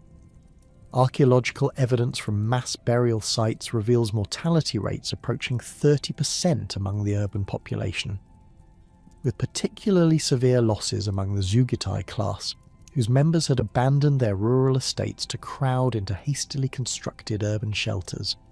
The demographic catastrophe fundamentally altered Athenian military capabilities and forced unprecedented changes in recruitment practices that would have been unthinkable during the previous century. The traditional property requirements for hoplite service, already strained by the cost of extended warfare, became impossible to maintain when substantial portions of the Zeugitai class had perished or been impoverished by the combined effects of plague and economic disruption. Athenian military planners were forced to lower property thresholds for hoplite service, while simultaneously increasing reliance on foreign mercenaries and allied contingents whose loyalty could be purchased rather than assumed based on civic obligation.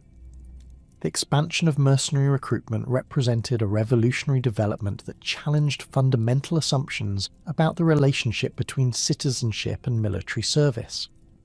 Professional soldiers, primarily drawn from regions like Thrace, Crete, and the Greek cities of southern Italy, possessed military skills that often exceeded those of citizen soldiers, while lacking any connection to the political communities they served.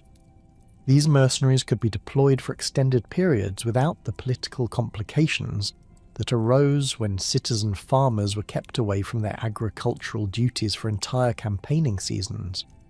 However, their employment created financial burdens that strained even Athens' substantial imperial revenues, while introducing foreign elements into military forces that had traditionally embodied civic identity. The increasing prominence of light infantry during the Peloponnesian War reflected tactical adaptations necessitated by the conflict's extended duration and diverse operational environments. Traditional phalanx warfare had emphasized decisive engagements between heavily armored citizen soldiers, but the strategic requirements of a protracted conflict demanded greater tactical flexibility and the ability to operate effectively in terrain unsuitable for traditional hoplite formations.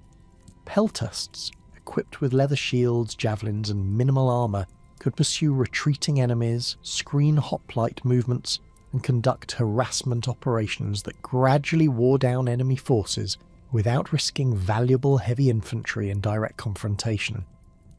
The Battle of Delium in 424 BC provided the first major test of these evolving tactical systems, while demonstrating both the continued effectiveness of traditional phalanx warfare and the importance of tactical innovation in determining battlefield outcomes.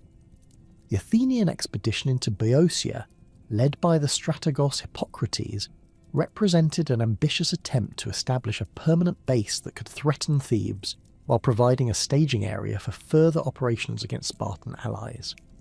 The Athenian force, comprising approximately 7,000 hoplites supported by substantial numbers of light troops and cavalry, reflected the new combined arms approach that had evolved during the war's opening phases. The Boeotian response to the Athenian invasion demonstrated sophisticated tactical planning that integrated traditional hoplite strengths with innovative formations designed to exploit specific battlefield conditions. The Boeotian phalanx, arranged with unusual depth on the right wing where Theban forces were concentrated in formations 25 ranks deep, represented a dramatic departure from the standard 8-rank formation that had dominated Greek warfare for centuries.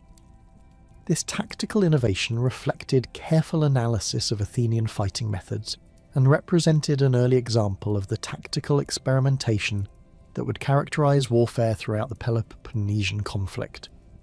The initial collision between opposing phalanxes at Delium revealed the devastating effectiveness of concentrated mass when properly coordinated with supporting arms. The Theban right wing, advancing in its unprecedented deep formation, generated tremendous momentum that proved impossible for the opposing Athenian left to resist.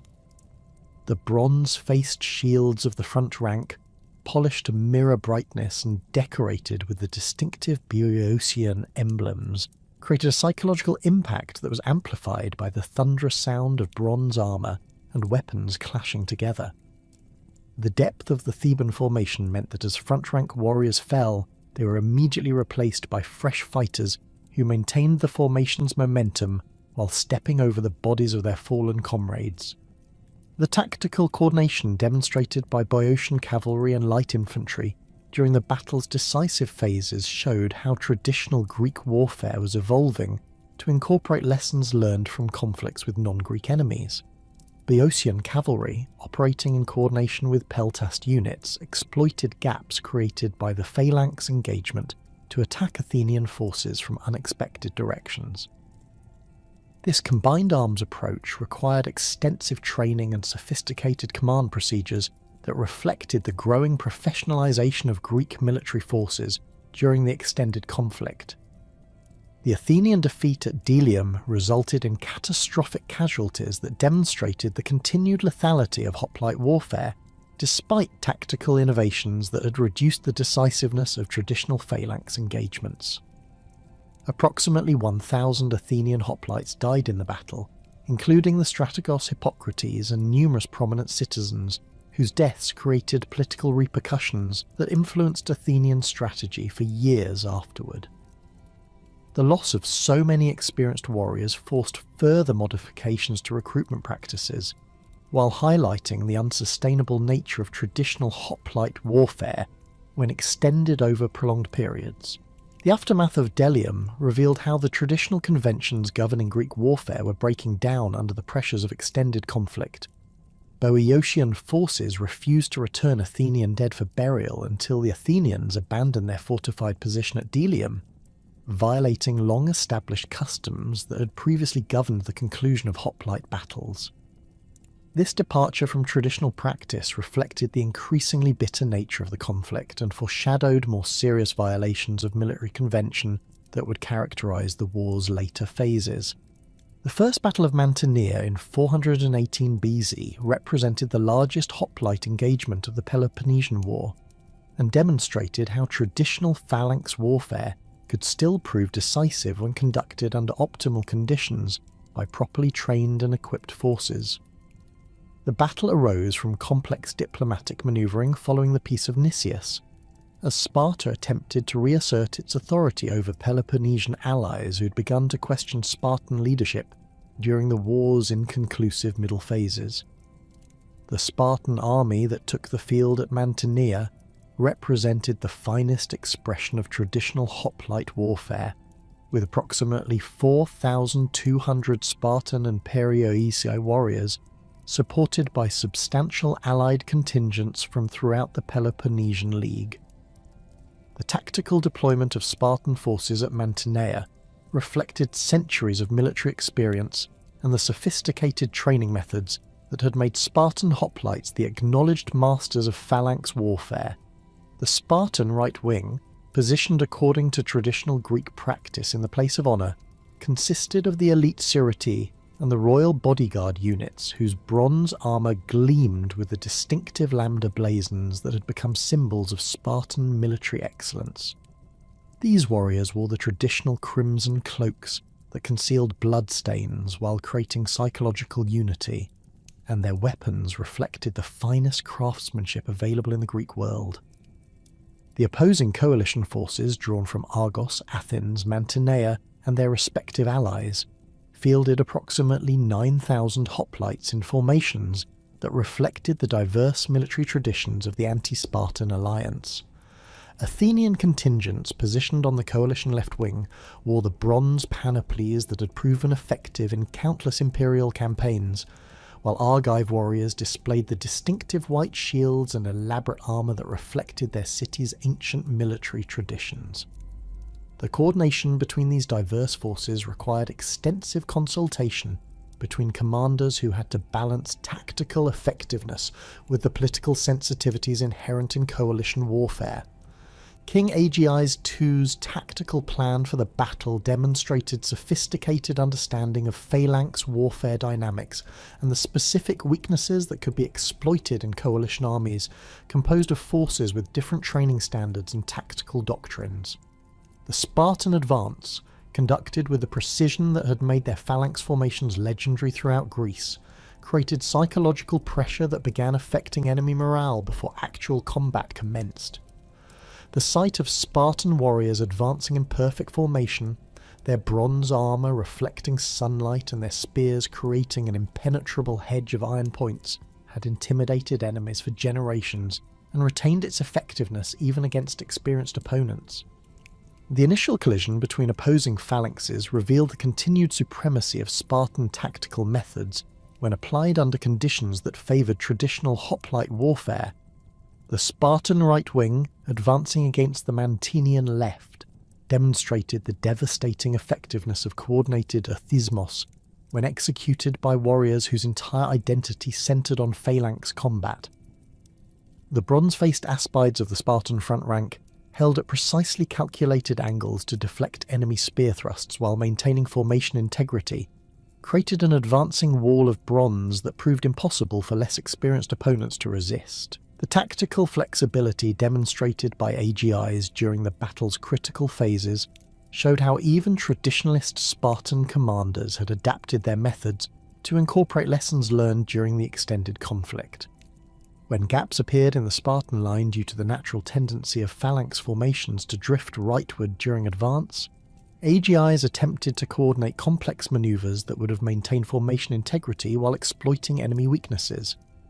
Although these manoeuvres were only partially successful due to communication difficulties inherent in ancient battlefield conditions, they demonstrated the evolution of Spartan tactical thinking beyond the rigid adherence to traditional methods that had characterized earlier periods.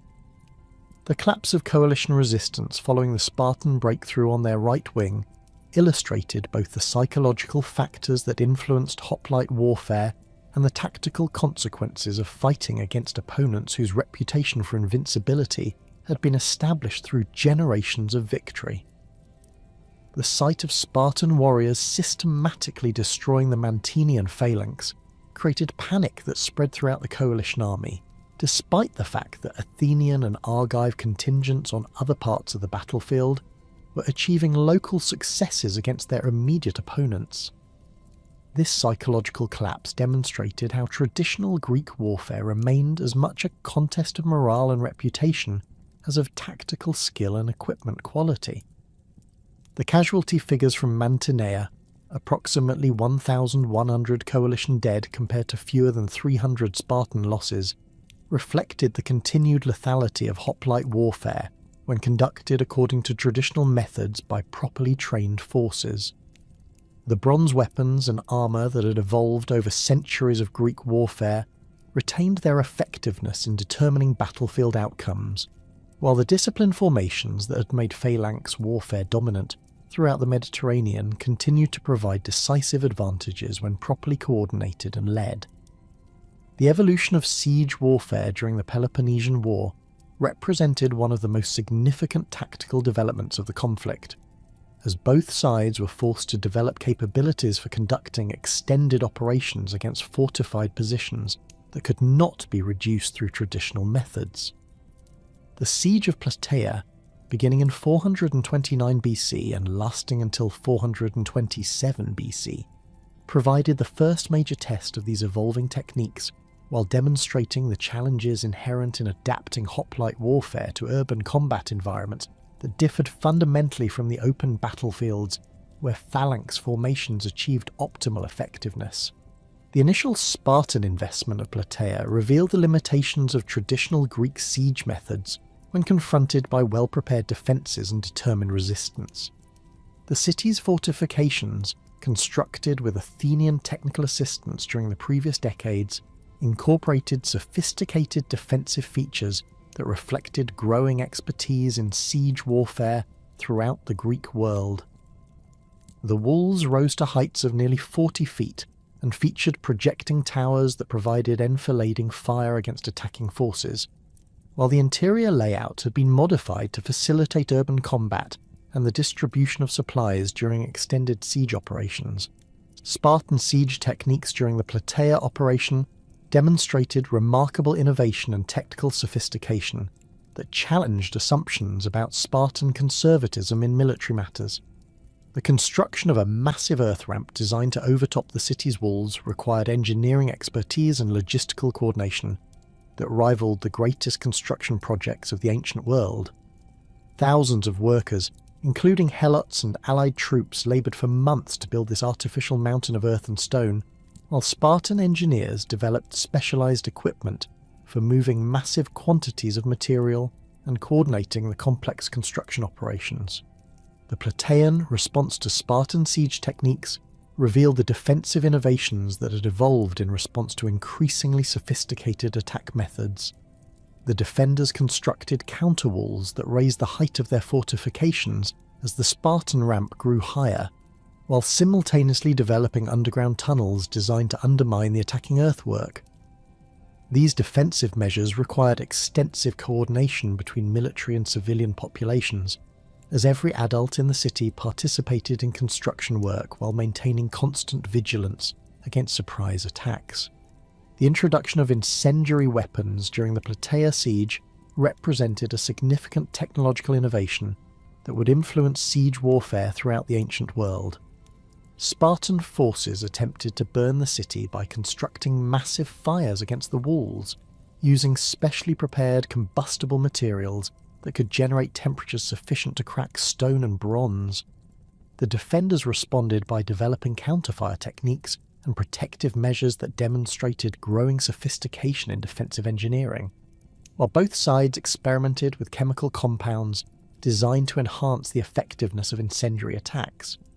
The psychological warfare that characterized the Plataea siege reflected the increasingly bitter nature of the Peloponnesian conflict and the breakdown of traditional conventions that had previously governed Greek warfare.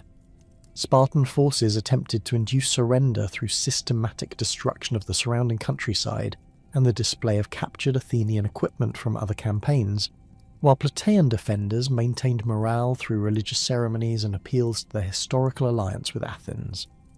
The extended duration of the siege created conditions where psychological factors became as important as tactical considerations in determining the ultimate outcome. The final reduction of Plataea through starvation rather than assault demonstrated how siege warfare was evolving beyond traditional Greek military methods to incorporate techniques that had previously been considered inappropriate for conflicts between Greek cities. The systematic isolation of the city and the gradual reduction of its food supplies required patience and resources that exceeded the capabilities of traditional seasonal campaigns, while the ultimate fate of the surviving defenders, execution for the men and enslavement for the women and children, violated long-established conventions regarding the treatment of defeated enemies. The Athenian expedition to Syracuse represented the most ambitious and ultimately disastrous attempt to adapt hoplite warfare to large-scale amphibious operations in distant theatres, where traditional Greek tactical advantages could be neutralised by unfamiliar terrain and innovative enemy responses. The expedition's conception reflected the strategic vision of Alcibiades and other Athenian leaders, who recognised that decisive victory in the Peloponnesian War would require operations that disrupted Spartan alliance systems while securing new sources of tribute and military manpower. The force assembled for this operation, over 25,000 men transported by more than 250 ships, represented the largest military expedition ever launched by a Greek city-state. The tactical challenges facing Athenian forces in Sicily revealed the limitations of traditional hoplite warfare when deployed in operational environments that differed fundamentally from the Mediterranean coastal regions where Greek military methods had evolved. The mountainous terrain surrounding Syracuse favoured defensive operations and provided numerous opportunities for Syracusan forces to avoid direct confrontation with Athenian phalanxes while conducting harassment operations that gradually wore down the invading force. The local population's familiarity with the terrain created additional advantages that could not be overcome through superior equipment or training. The Syracusan response to the Athenian invasion demonstrated remarkable tactical innovation and strategic insight that exploited specific weaknesses in Athenian operational methods.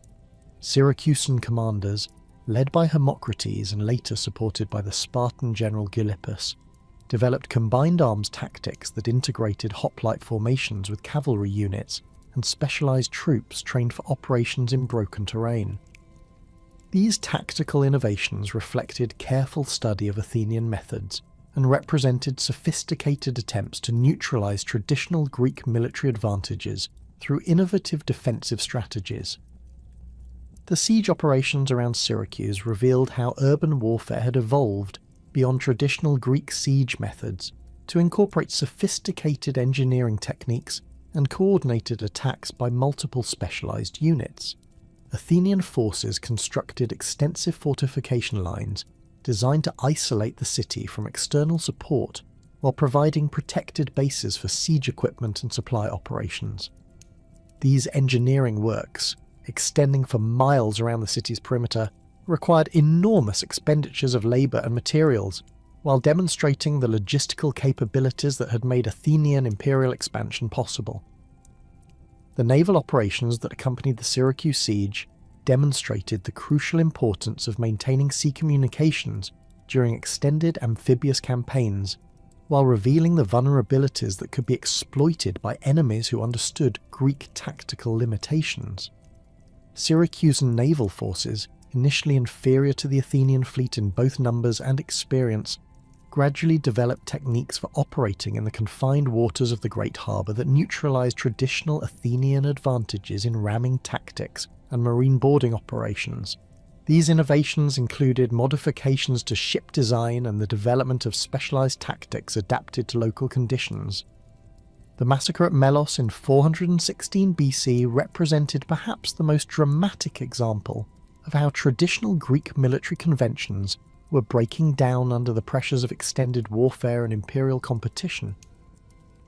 The Athenian decision to execute all adult males and enslave the women and children of this small island community violated fundamental principles that had governed Greek warfare for centuries, while demonstrating how military power could be employed for political objectives that transcended traditional concepts of honour and justice. The operation itself required minimal military effort. Fewer than 3,000 Athenian hoplites were sufficient to overwhelm Melian resistance, but its political implications resonated throughout the Greek world. The tactical methods employed during the reduction of Melos reflected the evolution of Athenian military capabilities and the systematic approach to siege warfare that had developed during the extended conflict. Athenian forces constructed standard siege lines that isolated the city while conducting coordinated attacks against specific sections of the fortifications, using specialized equipment and engineering techniques. The operation's efficiency demonstrated how Greek siege warfare had evolved into a sophisticated military science capable of reducing even well-fortified positions through systematic application of superior resources and technical expertise. The psychological impact of the Melos massacre extended far beyond its immediate military significance, fundamentally altering perceptions of Athenian power and the moral foundations of Greek interstate relations. The systematic destruction of an entire community for purely strategic reasons demonstrated how imperial warfare had transformed traditional concepts of proportionality and justice, while establishing precedents that would influence military conduct throughout the remainder of the conflict. The operation's success encouraged similar actions by other powers, while contributing to the breakdown of diplomatic conventions that had previously provided alternatives to total warfare. The transformation of Greek military culture during the Peloponnesian War reflected broader social and political changes that challenged fundamental assumptions about the relationship between citizenship, military service, and civic identity.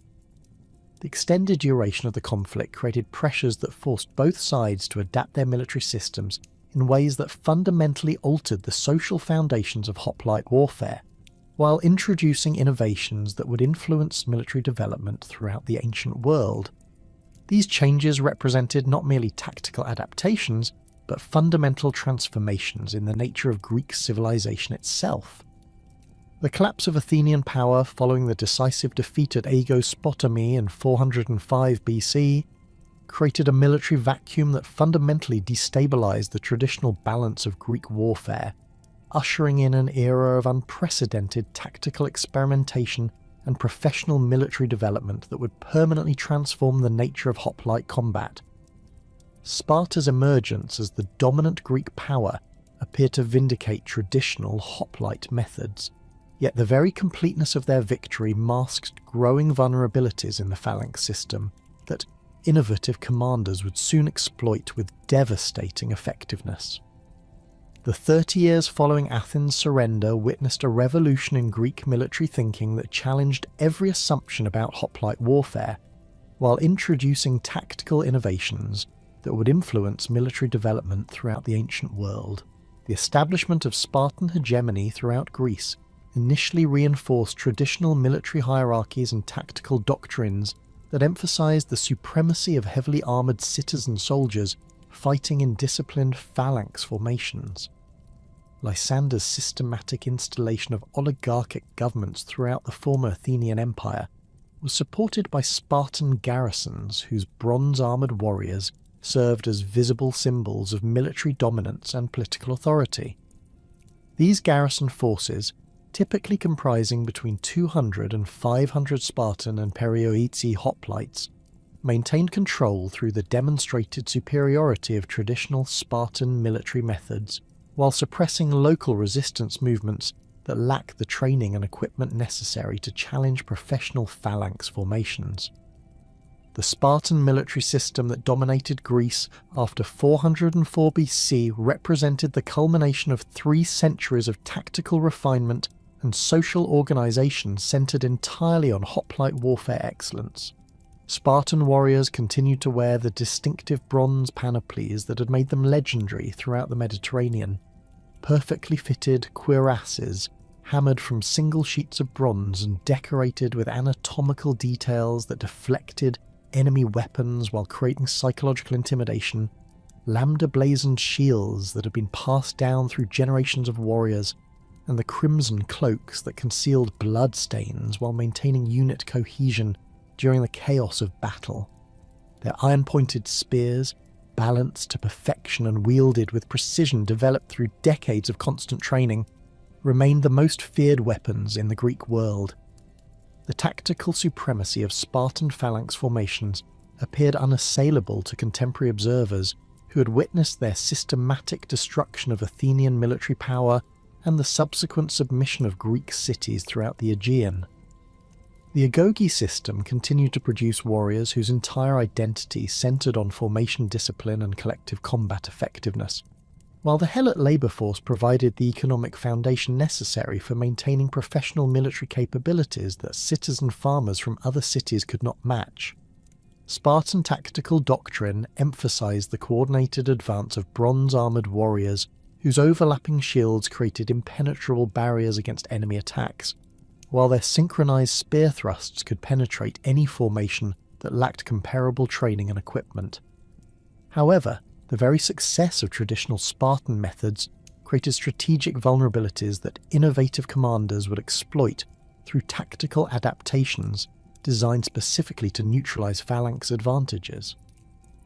The rigid adherence to conventional hoplite warfare that had made Spartan forces invincible in pitched battles proved increasingly problematic when confronted by enemies who refused to engage according to traditional conventions, or who developed specialised units capable of operating effectively against heavy infantry formations.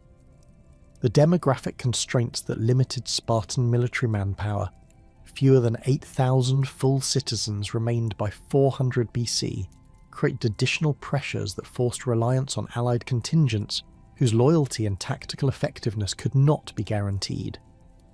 The emergence of Iphicrates as a revolutionary military innovator fundamentally challenged traditional assumptions about the relationship between equipment, training, and tactical effectiveness in Greek warfare. His systematic development of peltas formations represented the first successful attempt to create specialised light infantry units capable of defeating traditional hoplite phalanxes through superior mobility and tactical flexibility, rather than direct confrontation. The peltas under Iphicrates' command wore minimal armour, typically a leather corselet and bronze helmet, while carrying the distinctive crescent-shaped pelt shield that gave them their name, along with javelins and a longer sword designed for pursuit operations. The tactical innovations introduced by Iphicrates reflected careful analysis of hoplite weaknesses and systematic development of countermeasures that exploited specific vulnerabilities in traditional phalanx warfare. Peltas formations could move rapidly across broken terrain, where heavily armoured hoplites struggled to maintain formation integrity, while their missile weapons allowed them to inflict casualties from distances that traditional spear-armed infantry could not reach. Most importantly, peltas could avoid direct confrontation with superior heavy infantry, while gradually wearing down enemy formations through harassment tactics that traditional Greek warfare had not adequately addressed. The destruction of a Spartan mora near Corinth in 390 BC provided the first dramatic demonstration of how properly trained and led peltasts could achieve decisive victories against elite hoplite formations under favourable tactical conditions. Iphicrates positioned his forces in broken terrain that prevented the Spartans from deploying their traditional phalanx formations, while providing numerous opportunities for his mobile troops to attack from unexpected directions. The bronze-armoured Spartan warriors, weighed down by equipment that had been optimised for formation fighting on level ground, found themselves unable to close with enemies who could retreat rapidly while maintaining constant pressure through missile attacks. The psychological impact of this victory extended far beyond its immediate tactical significance, fundamentally altering perceptions of Spartan invincibility while encouraging tactical experimentation throughout the Greek world. The sight of elite Spartan warriors, men whose bronze armour and lambda blazoned shields had intimidated enemies for generations, being systematically destroyed by lightly equipped troops, challenged fundamental assumptions about military effectiveness and social hierarchy. The traditional connection between heavy armour, aristocratic status, and battlefield dominance was severed by tactical innovations that demonstrated how superior mobility and tactical flexibility could overcome conventional military advantages. The equipment modifications developed by Iphicrates for his reformed peltasts reflected sophisticated understanding of the relationship between tactical requirements and technological capabilities. The elongated spears carried by his troops, measuring approximately 12 feet in length compared to the 8-foot Daru of traditional hoplites, provided reach advantages that allowed peltasts to engage heavy infantry while maintaining sufficient distance to avoid being trapped in close combat where superior armour would prove decisive.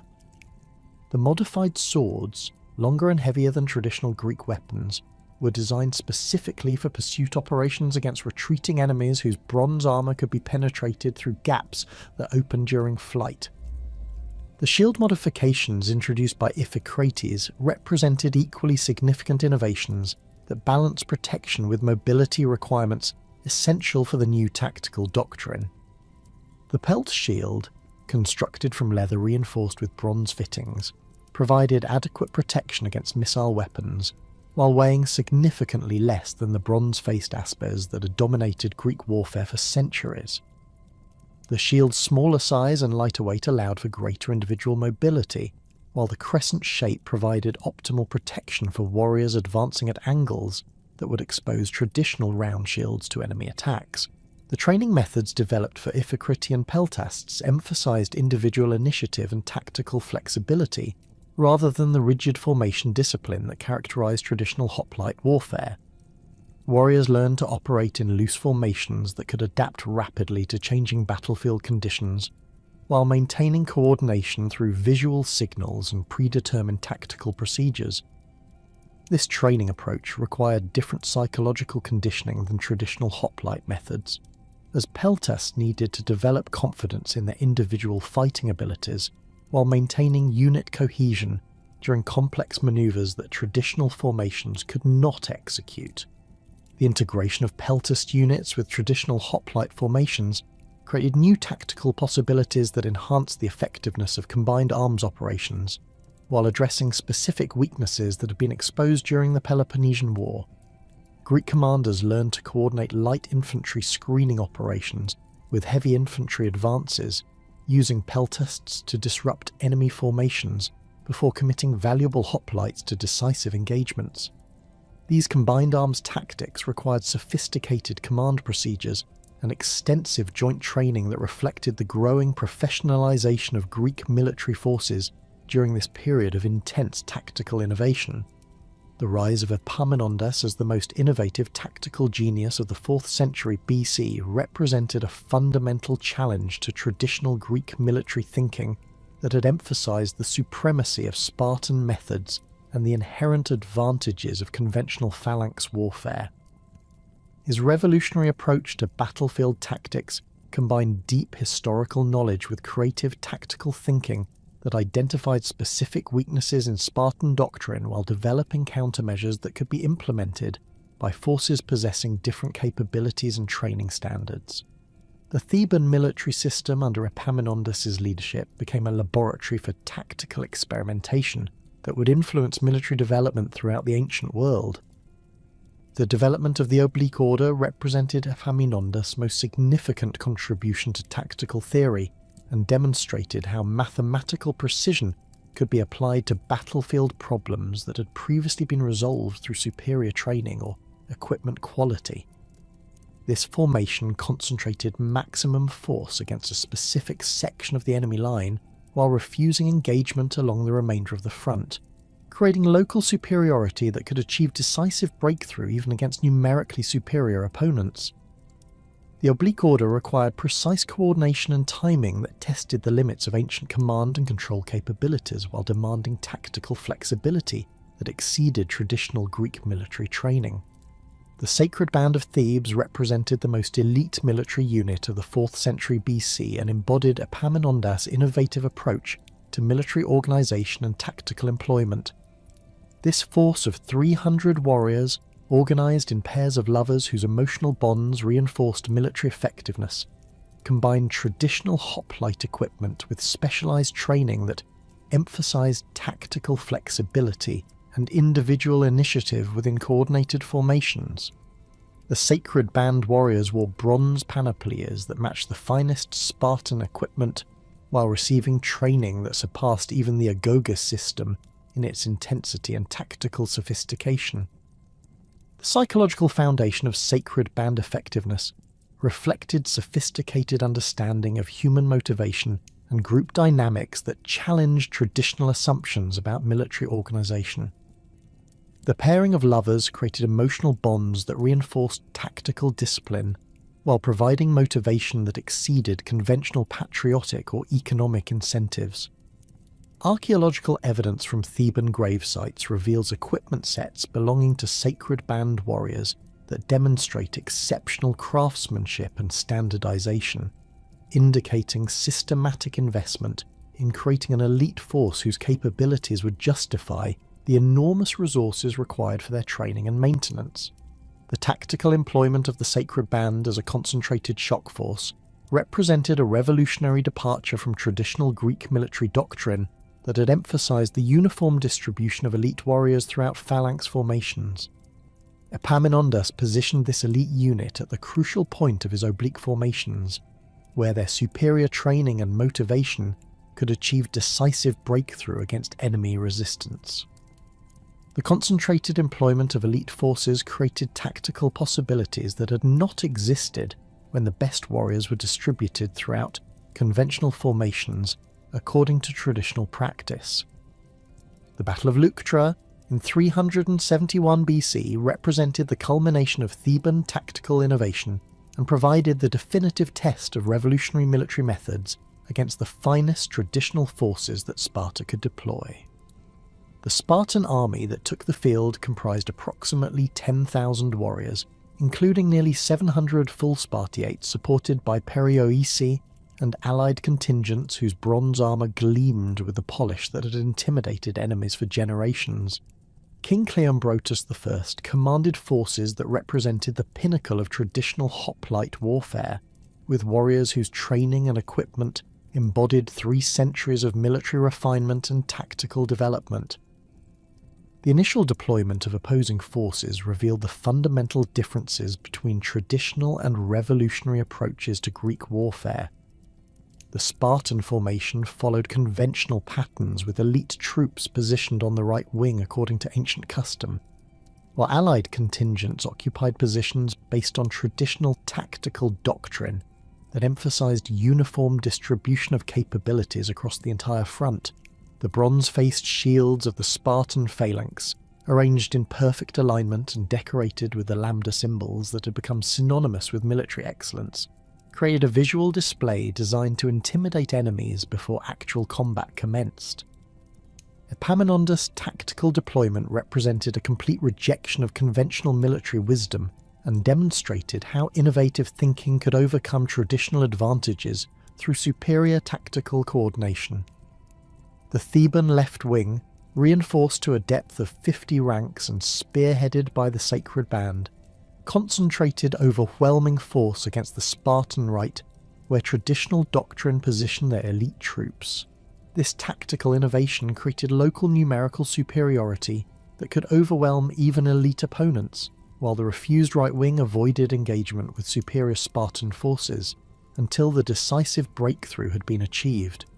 The coordination between different elements of the Theban formation required unprecedented precision in timing and movement that tested the limits of ancient command capabilities.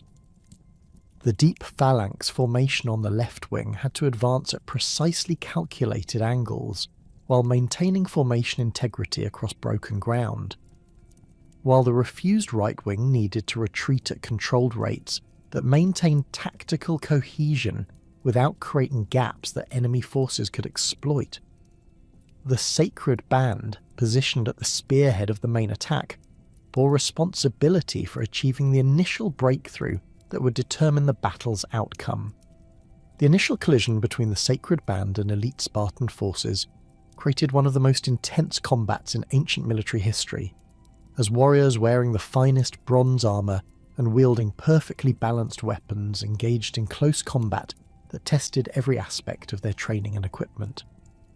The bronze-faced aspides of both sides, polished to mirror brightness and reinforced with the finest metalworking techniques available in the Greek world, rang with the impact of iron spear points as warriors sought to penetrate enemy defences while maintaining their own formation integrity. the distinctive lambda blazons of Spartan shields faced the sacred emblems of Theban warriors in combat that embodied the highest traditions of Greek military culture. The breakthrough achieved by Theban forces represented not merely a tactical success, but a fundamental transformation in the nature of Greek warfare that demonstrated how innovative military thinking could overcome traditional advantages based on training and equipment quality. The death of King Cleombrotus and approximately 400 Spartiates in the ensuing rout destroyed the myth of Spartan invincibility, while establishing new tactical principles that would influence military development throughout the Mediterranean world. The bronze armour and weapons abandoned on the battlefield provided tangible evidence of the revolution in military affairs that had made traditional methods obsolete. The psychological impact of Leuctra extended throughout the Greek world as news of Spartan defeat encouraged liberation movements in regions that had been controlled through military intimidation for generations.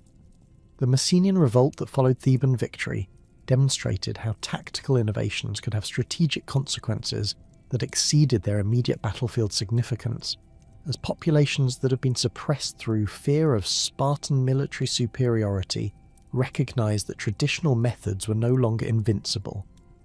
The systematic destruction of Spartan power in the Peloponnese reflected the broader transformation of a Greek military culture that was occurring during this period of intense innovation.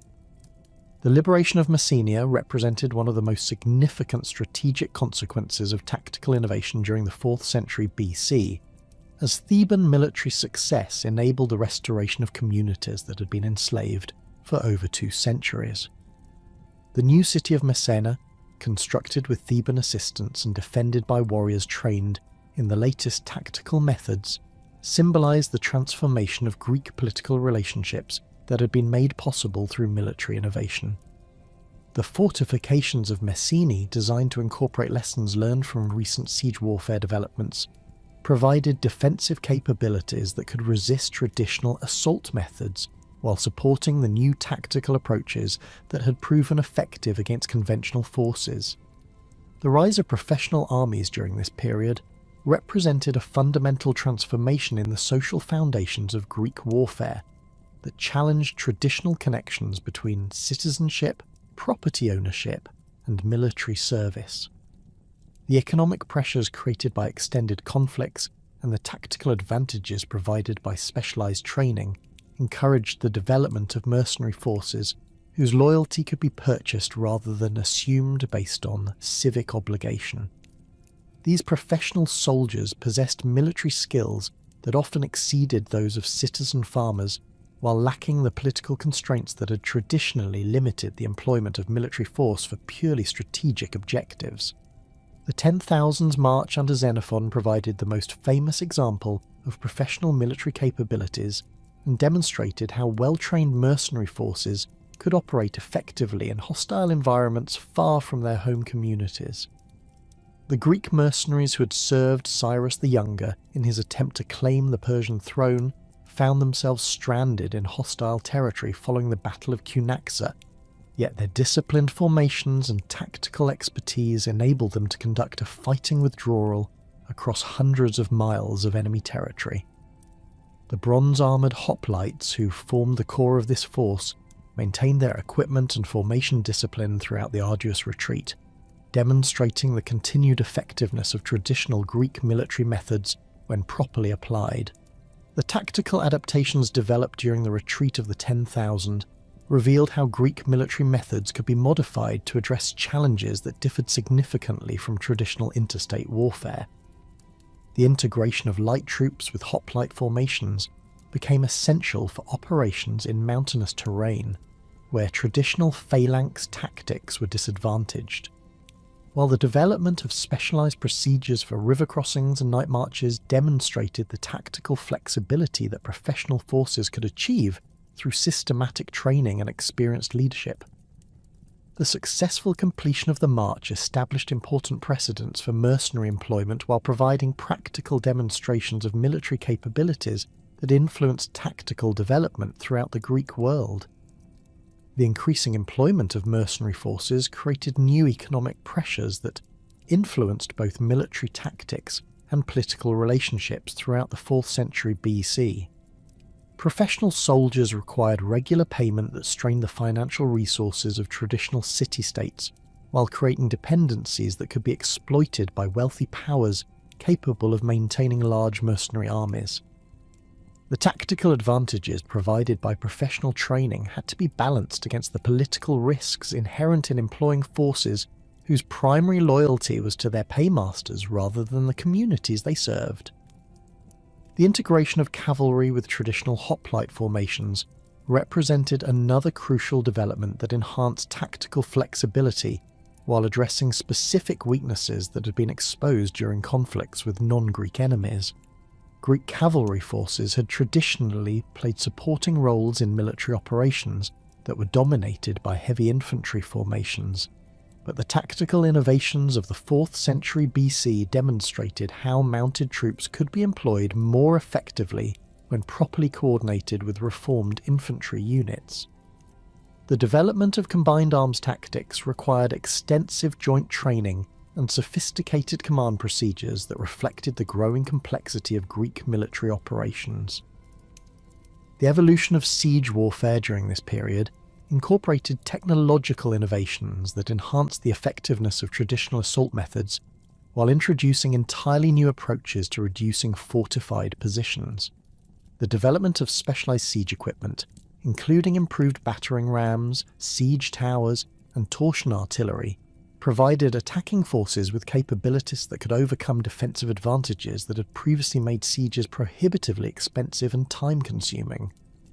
These technological innovations were accompanied by tactical developments that integrated siege equipment with coordinated infantry assaults designed to exploit weaknesses created by artillery bombardment. The tactical coordination required for effective siege operations demonstrated how Greek military capabilities had evolved beyond traditional hoplite warfare to encompass complex operations that integrated multiple specialized units and sophisticated equipment. Military engineers worked closely with infantry commanders to coordinate assault operations that combined traditional phalanx advances with specialized techniques for urban combat and fortification reduction. The development of standardized siege procedures created new possibilities for strategic planning while establishing tactical principles that would influence military development throughout the ancient world. The accession of Philip II to the Macedonian throne in 359 BC marked the beginning of a military revolution that would fundamentally transform Greek warfare while preserving its essential character through innovative adaptation rather than wholesale replacement. Macedonia's peripheral position in the Greek world had traditionally relegated it to a secondary role in interstate conflicts, with its armies considered inferior to the disciplined phalanxes of southern Greek cities. However, the kingdom's unique geographical position, straddling the border between the civilized Greek world and the barbarian territories beyond, had exposed Macedonian military leaders to diverse tactical traditions that would prove crucial in developing revolutionary approaches to traditional hoplite warfare. Philip's early military experiences as a hostage in Thebes during the height of Epaminondas's tactical innovations provided him with intimate knowledge of the most advanced Greek military thinking, while allowing him to observe firsthand the weaknesses that remained even in reformed phalanx systems. The young prince witnessed the sacred band's training methods, studied the oblique order formations that had destroyed Spartan supremacy at Leuctra, and absorbed tactical principles that emphasized concentration of force and flexible deployment of specialized units. These experiences, combined with Macedonia's pressing need for military reform to survive against aggressive neighbours, created the intellectual foundation for innovations that would reshape ancient warfare. The military challenges facing Macedonia in 359 BC required immediate and radical solutions that conventional Greek tactical doctrine could not provide. Illyrian tribes from the west had inflicted devastating defeats on traditional Macedonian forces, killing Philip's predecessor and demonstrating the inadequacy of existing military methods against enemies who combined superior numbers with tactical approaches that exploited weaknesses in conventional phalanx formations. Simultaneously, threats from Thracian kingdoms to the east and pressure from established Greek powers to the south create a strategic environment that demanded military capabilities exceeding those of traditional city-state armies. Philip's analysis of these tactical challenges led him to develop revolutionary modifications to traditional hoplite warfare that preserved its essential strengths while addressing specific vulnerabilities that had been exposed through recent conflicts. The Sarissa phalanx that emerged from these innovations represented the most significant advancement in Greek military technology since the original development of hoplite warfare 3 centuries earlier. The Sarissa itself, measuring between 18 and 22 feet in length, fundamentally altered the dynamics of phalanx combat by creating an impenetrable hedge of iron points that extended far beyond the reach of traditional weapons, while maintaining the collective discipline that had always been the foundation of Greek military effectiveness. The engineering challenges involved in developing effective Sarissa weapons required sophisticated understanding of material science and weapon design that pushed the boundaries of ancient technological capabilities. The extraordinary length of these spears created problems of balance and control that conventional spear-making techniques could not address. Macedonian craftsmen developed innovative solutions that included carefully calculated weight distribution between the iron spearhead and bronze butt spike, specialized grip arrangements that allowed warriors to control weapons nearly 3 times longer than traditional spears, and reinforced shaft construction that could withstand the tremendous stresses generated during phalanx combat. The Sarissa's construction utilized Cornell wood shafts that provided optimal strength-to-weight ratios while maintaining the flexibility necessary for effective weapon control. The iron spearheads, forged using techniques that created exceptionally sharp points capable of penetrating bronze armor, were carefully balanced against bronze soritors that served not only as counterweights but as formidable secondary weapons. The overall weapon design reflected sophisticated understanding of leverage principles and human biomechanics that enabled individual warriors to wield these massive spears effectively within tightly coordinated formations. The tactical implications of Sarissa weapons extended far beyond simple reach advantages, fundamentally altering the nature of phalanx combat through innovations that enhanced both offensive and defensive capabilities. The extraordinary length of Macedonian spears meant that the first 5 ranks of a phalanx formation could present their weapons simultaneously, creating an unprecedented concentration of offensive power that no traditional formation could match. Enemy forces attempting to close with Sarissa-armed phalanxes faced a barrier of iron points that began inflicting casualties at ranges where traditional weapons remained ineffective, while the density of presented spears made penetration of Macedonian formations virtually impossible through direct assault. The defensive advantages provided by Sarissa weapons proved equally revolutionary, as the extended reach allowed Macedonian phalanxes to engage enemy formations while remaining beyond the effective range of traditional counterattacks. The bronze-faced shields carried by Macedonian phalangites, though smaller than traditional aspides to accommodate the 2-handed grip required for Sarissa weapons, provided adequate protection when combined with the offensive barrier created by the extended spears. The coordinated presentation of hundreds of Sarissa points created psychological effects that often proved as decisive as their tactical advantages, as enemy forces confronted an advancing wall of iron that appeared impenetrable. The training methods developed for Sarissa-armed phalangites required fundamental modifications to traditional hoplite drill procedures while maintaining the formation discipline that remained essential for effective phalanx combat. Warriors learned to coordinate the complex movements necessary for presenting their unwieldy weapons effectively while maintaining the precise alignment and spacing that prevented Sarissae from becoming entangled during maneuvers. The physical conditioning required for Sarissa warfare exceeded that of traditional hoplites, as warriors needed exceptional upper body strength to control their weapons during extended combat, while maintaining the endurance necessary for prolonged formation fighting. The coordination between ranks within Sarissa phalanxes demanded unprecedented precision in timing and movement that tested the limits of ancient training methods. The front rank warriors, responsible for the initial contact with enemy forces, required different skills than those in supporting ranks whose weapons extended over their comrades' heads to engage enemies at greater distances.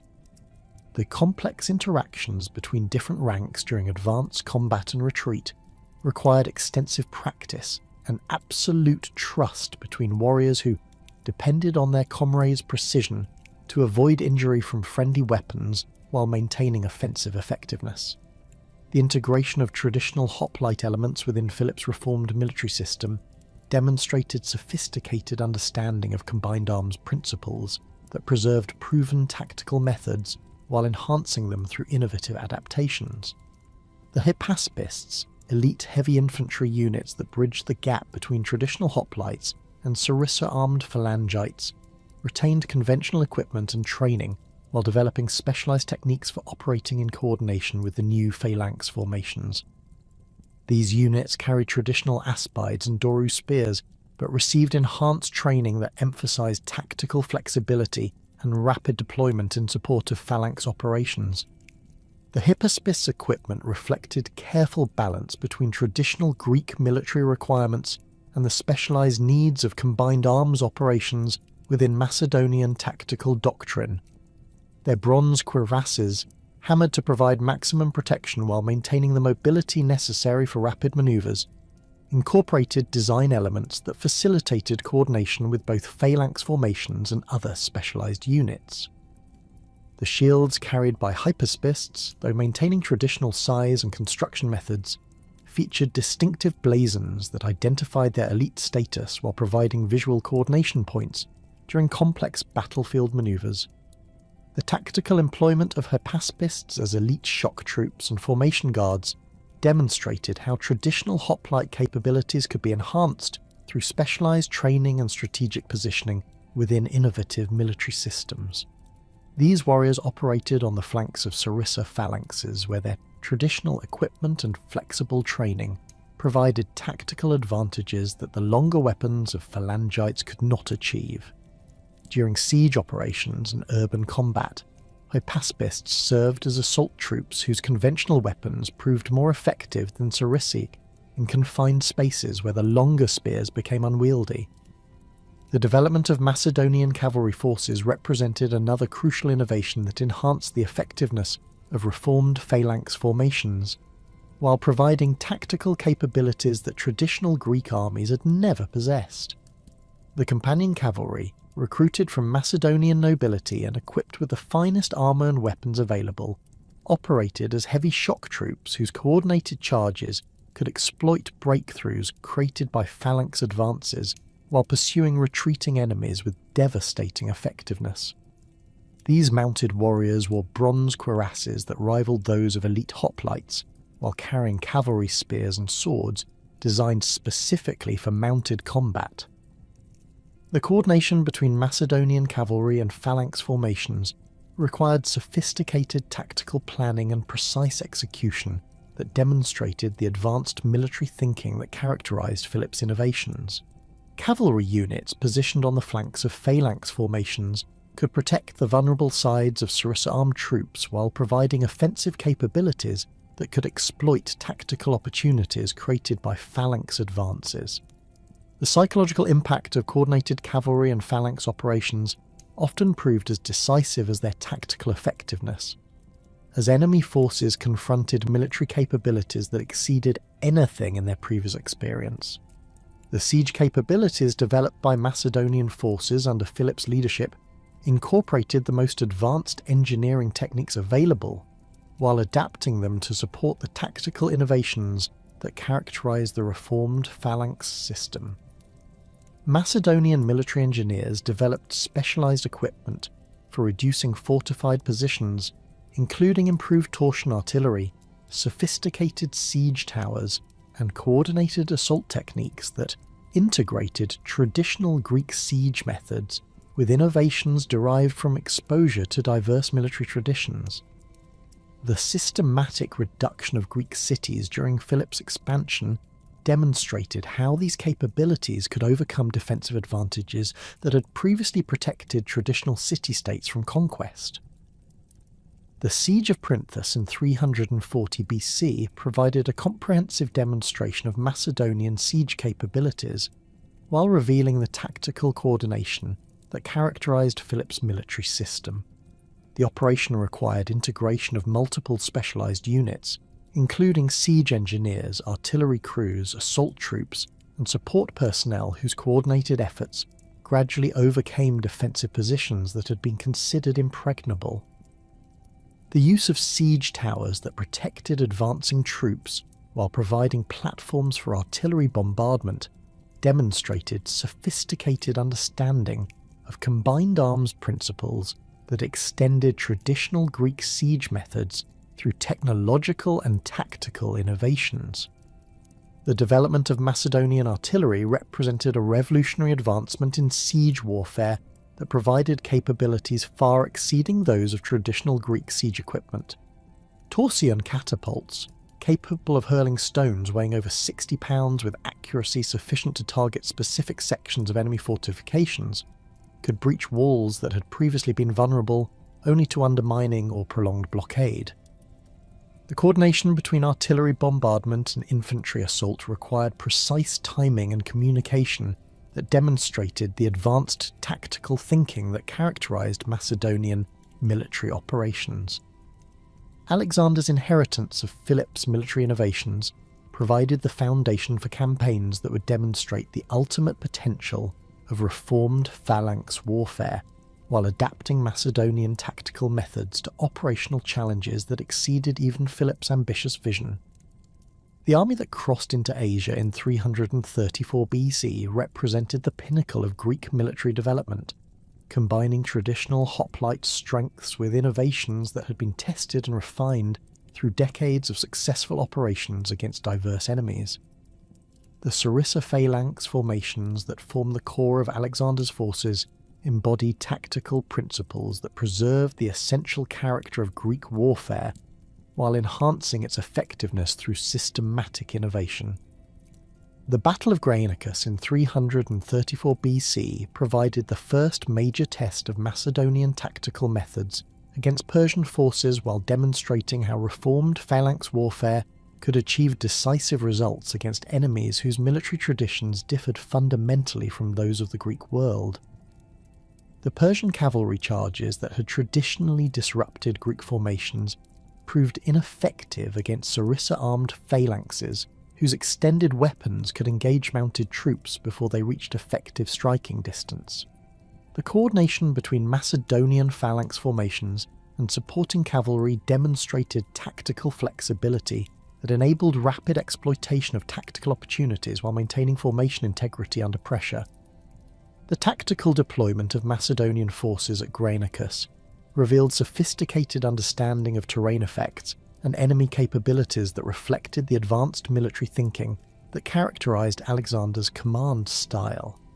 The Sarissa phalanx formations, positioned to maximize their offensive advantages while minimizing exposure to Persian cavalry attacks, demonstrated how traditional Greek tactical principles could be adapted to address specific operational challenges.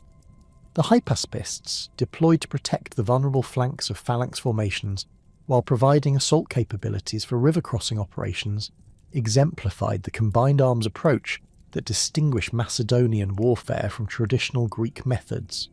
The river crossing that initiated the Granicus engagement demonstrated tactical innovations that had been developed through Philip's campaigns, while revealing capabilities that traditional Greek armies had never possessed. The coordination between different types of troops during complex maneuvers under enemy pressure required training and discipline that exceeded traditional hoplite standards, while maintaining the collective effectiveness that remained the foundation of Greek military success. The successful completion of this challenging operation established important precedents for subsequent campaigns, while demonstrating the tactical superiority of reformed Macedonian methods. The Battle of Issus in 333 BC presented different tactical challenges that tested Macedonian adaptability, while demonstrating how Sarissa phalanx formations could maintain effectiveness against numerically superior enemies fighting on terrain that favoured defensive operations. The narrow coastal plain where the battle occurred restricted deployment options, while creating conditions where traditional Persian advantages in cavalry and archery were neutralised by geographical constraints. The Macedonian response to these tactical challenges revealed sophisticated understanding of terrain effects and enemy capabilities that enabled optimal employment of reformed phalanx formations.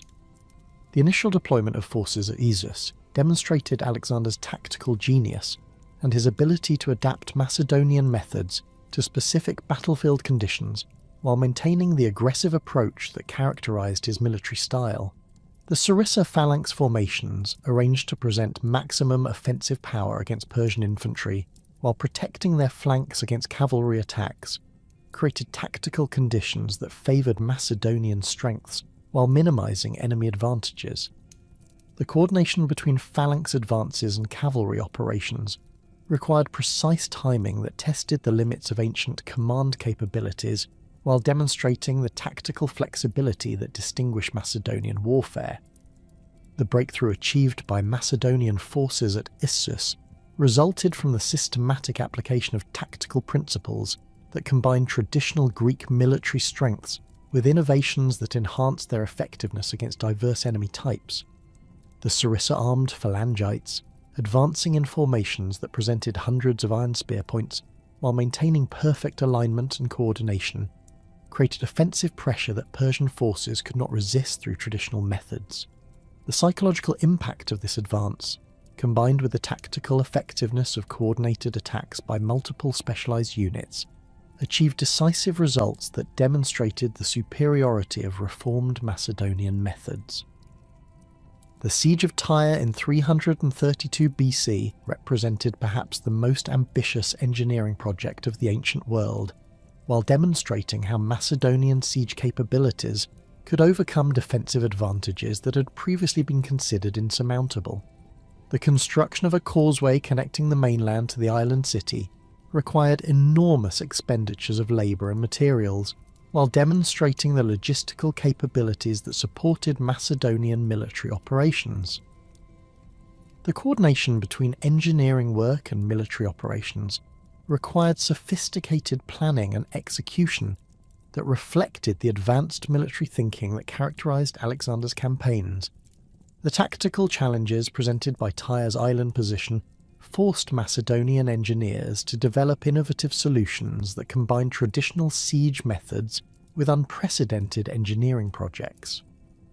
The construction of the causeway required protection of workers against constant harassment from Tyrian naval forces while maintaining progress toward tactical objectives that would enable conventional assault operations. The integration of naval operations with land-based siege work demonstrated combined arms capabilities that exceeded those of any previous military force, while establishing precedents for future siege operations.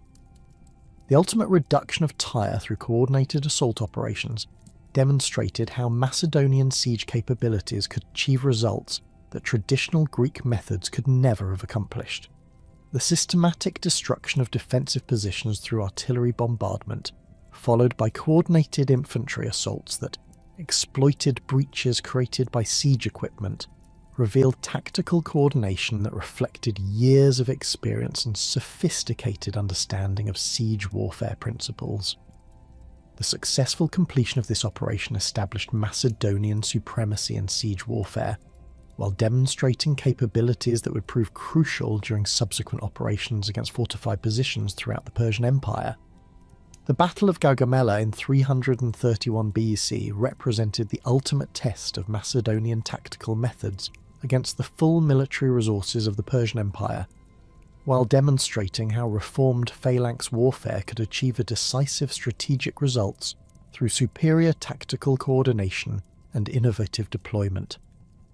The vast plain where Darius chose to fight provided optimal conditions for Persian cavalry and chariot operations, while eliminating the geographical constraints that had favoured Macedonian forces in previous engagements. Alexander's tactical response to these challenges revealed the full potential of reformed Macedonian methods, while demonstrating adaptability that enabled success against enemies possessing significant tactical advantages. The deployment of Macedonian forces at Gaugamela demonstrated sophisticated understanding of enemy capabilities and tactical requirements that reflected the cumulative experience of previous campaigns, while incorporating innovations developed specifically for this crucial engagement. The Sarissa phalanx formations, arranged in deeper formations than traditional Greek practice, while maintaining the flexibility necessary for complex maneuvers, created defensive stability that could resist Persian attacks while providing offensive capabilities that could exploit tactical opportunities. The coordination between different types of troops required unprecedented precision in timing and movement that tested the limits of ancient military capabilities. The effectiveness of Sarissa phalanxes against Persian scythed chariots demonstrated one of the most significant tactical advantages provided by the reformed Macedonian system. The extended reach of Sarissa weapons enabled phalangites to engage chariot crews and horses before the vehicles could reach effective striking distance, while the density of presented spears created barriers that charging chariots could not penetrate. The coordination required for effective anti-chariot operations revealed the advanced training that characterized Macedonian forces, while demonstrating tactical capabilities that traditional Greek armies had never possessed. The Battle of Hydaspes in 326 BC presented the most challenging tactical problems faced by Macedonian forces during Alexander's campaigns, while demonstrating the ultimate adaptability of reformed phalanx warfare to operational environments that differed fundamentally from traditional Greek battlefields. The monsoon conditions that characterized the campaign season created logistical challenges that tested Macedonian organizational capabilities, while the presence of war elephants in Porus's army introduced tactical problems that had no precedent in previous Greek military experience. Alexander's successful adaptation of Macedonian methods to these unprecedented challenges revealed the fundamental soundness of Philip's innovations, while demonstrating tactical flexibility that enabled success against enemies possessing capabilities that traditional Greek warfare had never addressed. The river crossing operations that preceded the Hydaspes battle demonstrated engineering and tactical capabilities that represented the culmination of Macedonian military development, while revealing adaptability that enabled success in operational environments far removed from traditional Greek warfare. The coordination between different types of troops during complex maneuvers under adverse conditions required training and discipline that exceeded even traditional Spartan standards, while maintaining the collective effectiveness that remained the foundation of Macedonian success. The successful completion of these operations under enemy observation and harassment demonstrated tactical superiority that justified Alexander's confidence in his reformed military system. The tactical deployment against war elephants revealed innovative solutions to unprecedented military challenges, while demonstrating how traditional Greek tactical principles could be adapted to address threats that had no precedent in previous warfare. The Sarissa phalanx formations, modified to present coordinated spear barriers against charging elephants, while maintaining formation integrity under extreme pressure, created defensive capabilities that traditional weapons could never have achieved. The coordination between phalanx operations and specialized anti-elephant tactics required tactical flexibility that demonstrated the advanced military thinking that characterized Macedonian forces, while revealing capabilities that would influence military development throughout the ancient world. The death of Alexander the Great in Babylon in 323 BC created an immediate power vacuum that would fundamentally reshape the nature of Greek warfare, as his vast empire fragmented into competing kingdoms whose military system preserved Macedonian innovations, while adapting them to diverse operational requirements across territories spanning from Egypt to India. The successor wars that erupted following Alexander's death witnessed unprecedented military mobilization, as the Diadochi, his former generals, deployed armies that dwarfed even Alexander's forces, while incorporating tactical innovations that pushed the boundaries of traditional phalanx warfare. These conflicts established new paradigms for military organisation that combined the reformed Macedonian system with local military traditions, creating hybrid forces whose capabilities exceeded those of any previous ancient armies. The Seleucid Empire, controlling the vast territories of the former Persian heartland, from Syria to Bactria, developed the most diverse military system of the Hellenistic world through systematic integration of local warrior traditions with Macedonian tactical principles.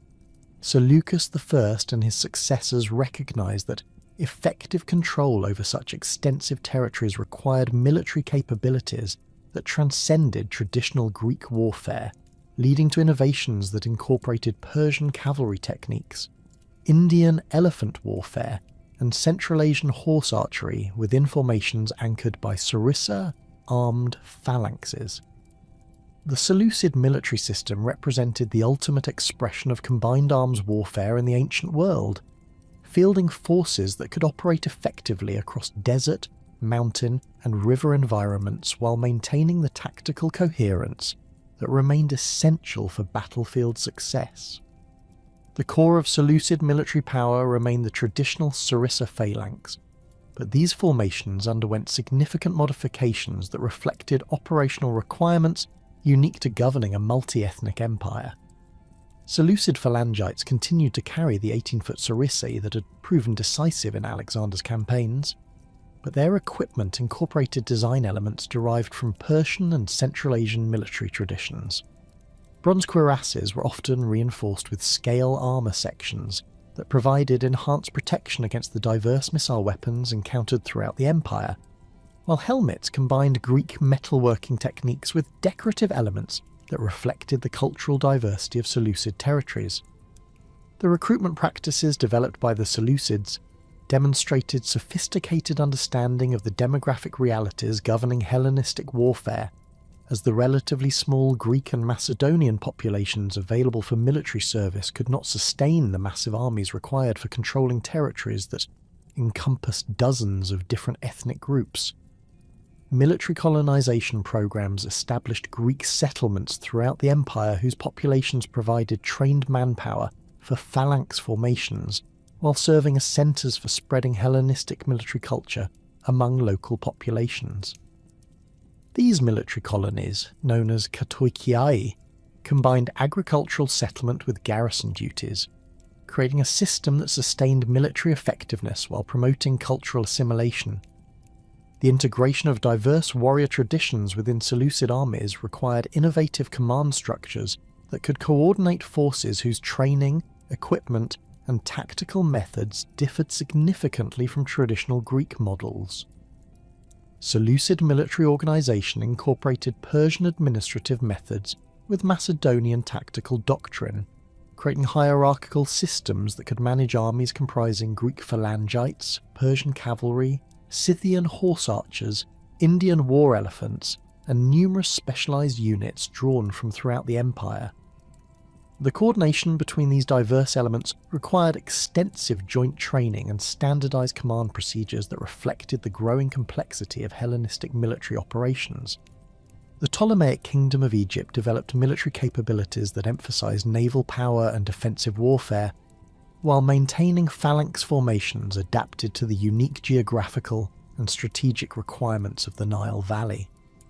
The Ptolemies inherited Alexander's naval resources and expanded them into the most formidable fleet of the ancient world, creating military capabilities that could project power throughout the Eastern Mediterranean while protecting Egypt's vulnerable approaches through coordinated land and sea operations.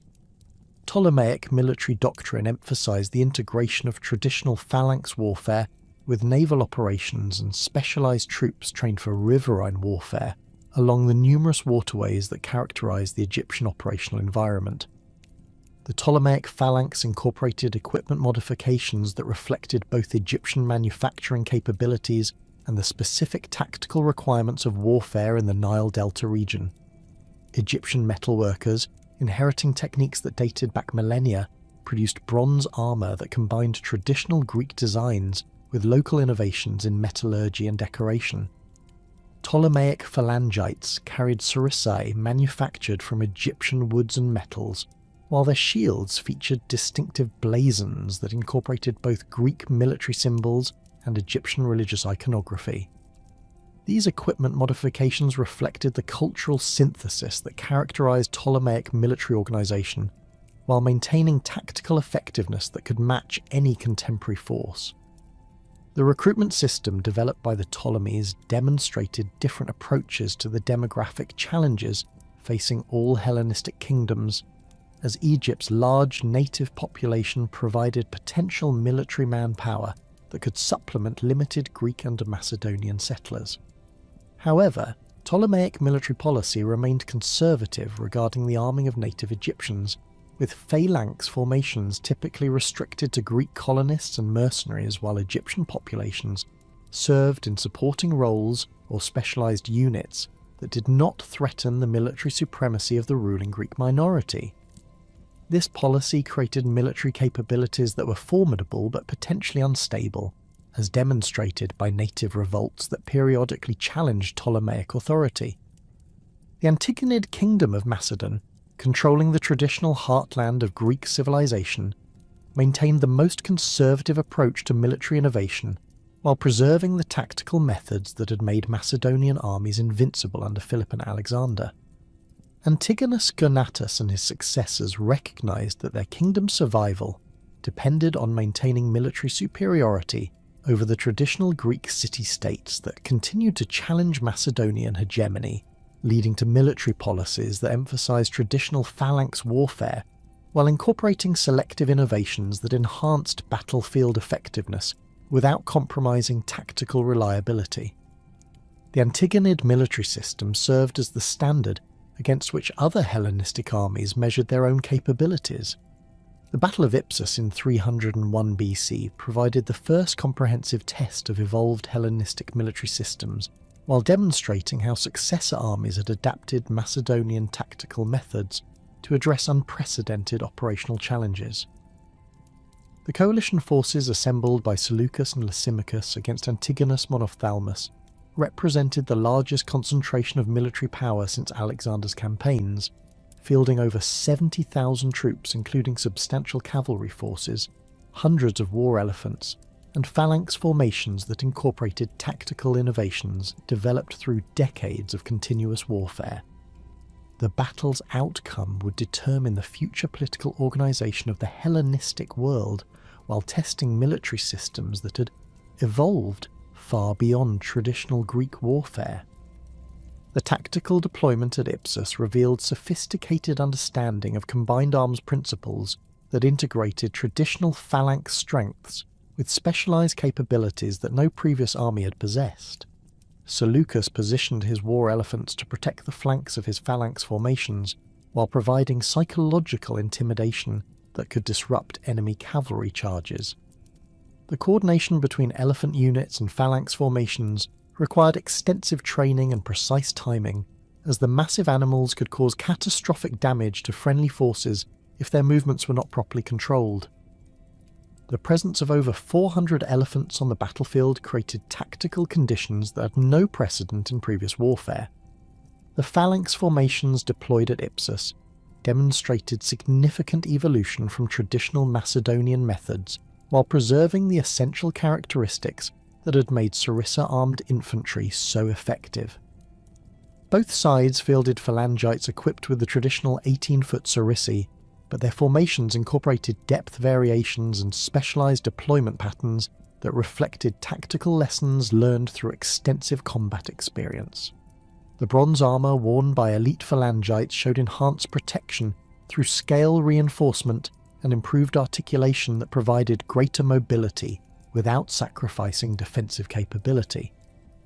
The shields carried by these warriors featured standardized dimensions, but incorporated distinctive unit markings that facilitated command and control during complex battlefield maneuvers. The cavalry operations that determined Ipsus's outcome demonstrated how Hellenistic armies had developed mounted capabilities far exceeding those of traditional Greek forces, while maintaining coordination with reformed phalanx formations. The companion cavalry that had been decisive in Alexander's victories had evolved into specialised heavy cavalry units whose equipment and training surpassed even elite Persian cataphracts. These mounted warriors wore bronze cuirasses reinforced with iron scales, while carrying cavalry spears that could penetrate any contemporary armour. Their horses, selected for size and stamina, were protected by bronze chamfrons and leather barding that provided protection against missile weapons, while maintaining the mobility essential for shock combat.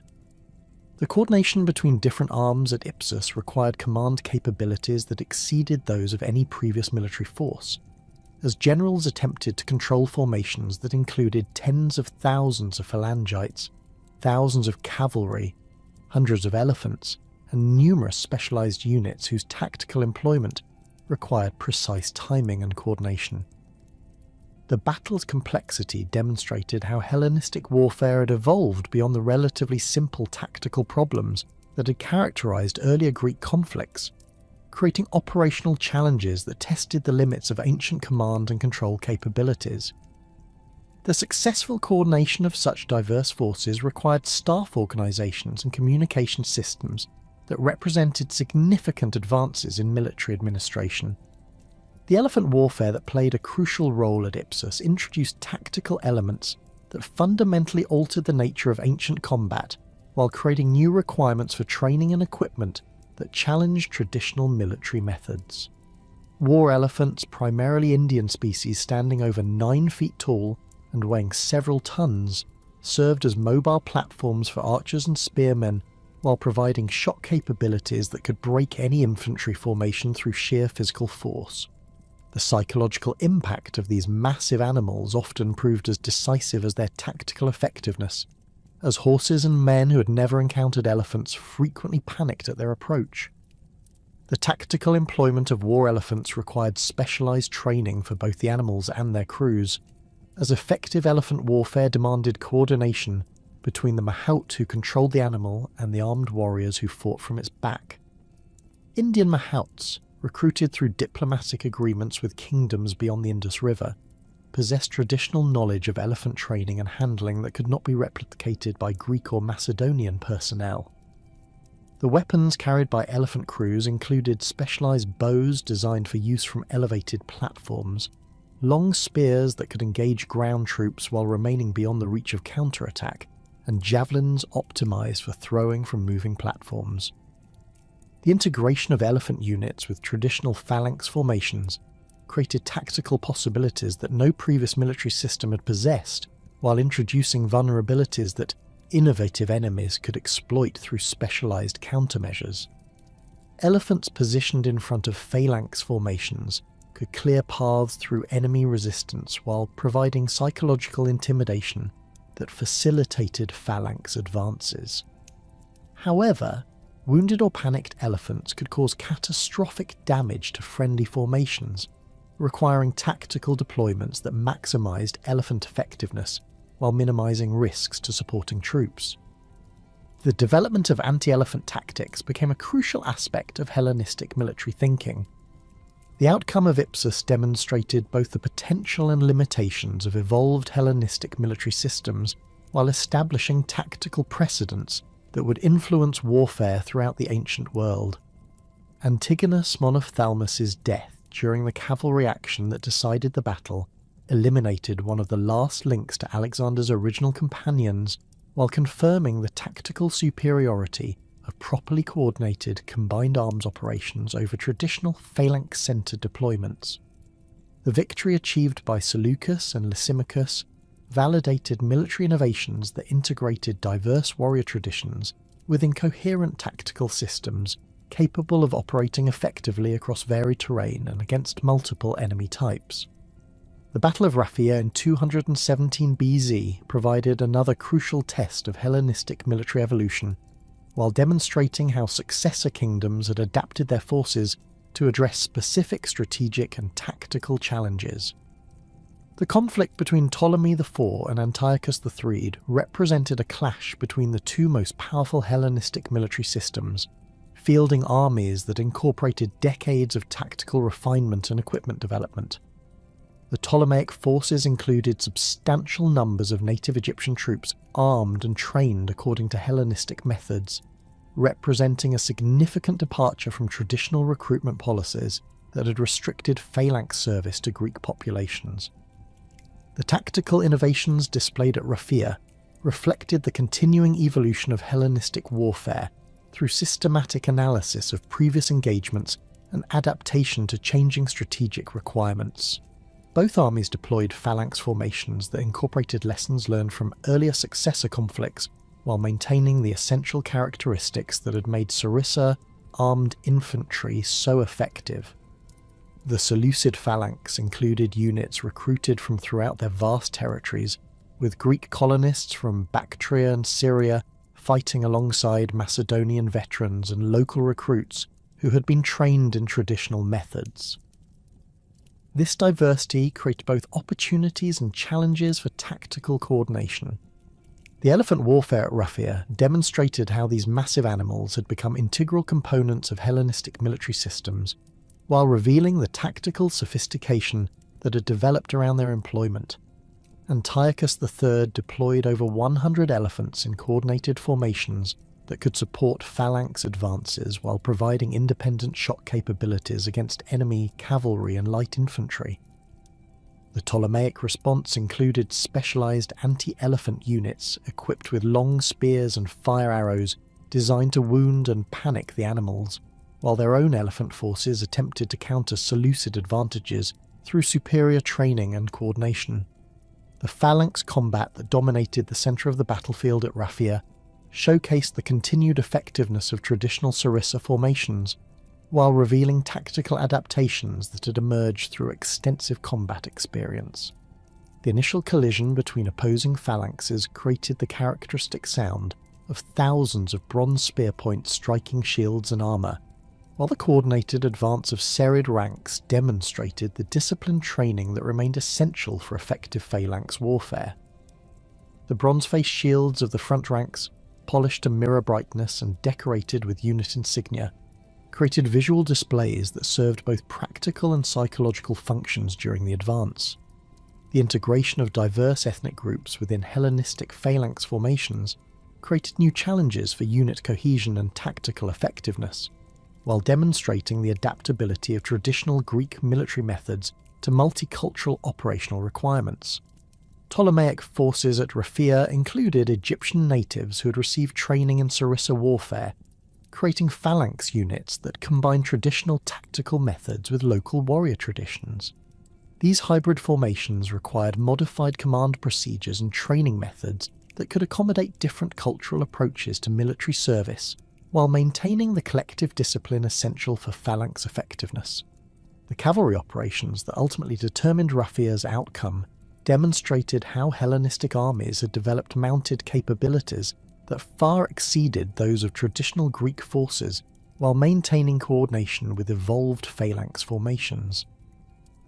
The companion cavalry that had been decisive in Alexander's campaigns had evolved into multiple specialized types, including heavy cataphracts whose bronze and iron armor provided protection against any contemporary weapon, light cavalry optimized for reconnaissance and pursuit operations, and horse archers whose mobility and firepower could disrupt enemy formations before decisive engagements. The coordination between these diverse cavalry types and supporting phalanx formations required sophisticated tactical planning and precise execution. The tactical lessons learned at Raphia influenced Hellenistic military development for decades, while demonstrating both the continued effectiveness of traditional methods and the importance of tactical innovation in maintaining competitive advantages. Ptolemy IV's victory validated the integration of native troops within traditional phalanx formations, while confirming the tactical superiority of properly coordinated combined arms operations. However, the battle's outcome also revealed vulnerabilities in Seleucid military organisation that would influence subsequent tactical developments and strategic planning. The evolution of siege warfare during the Hellenistic period incorporated technological innovations that enhanced traditional assault methods, while introducing entirely new approaches to reducing fortified positions. The development of torsion artillery reached unprecedented levels of sophistication, with catapults capable of hurling stones weighing over 300 pounds with accuracy sufficient to breach walls that had previously been considered impregnable. These massive siege engines required specialized crews and extensive logistical support, while demonstrating engineering capabilities that exceeded those of any previous civilization. The coordination between artillery bombardment and infantry assault operations required tactical innovations that integrated traditional phalanx methods with specialized siege techniques developed specifically for urban warfare. Hellenistic armies developed standardized procedures for conducting siege operations that combined systematic artillery bombardment with coordinated infantry assaults designed to exploit breaches created by siege engines. The phalanx formations employed in siege warfare incorporated equipment modifications that enhanced their effectiveness in urban combat environments, while maintaining the collective discipline that remained essential for battlefield success. The Battle of Cynocephalae in 197 BC marked a crucial turning point in the evolution of ancient warfare, as Roman legionary tactics achieved decisive victory over the Macedonian phalanx system that had dominated Mediterranean battlefields for over a century.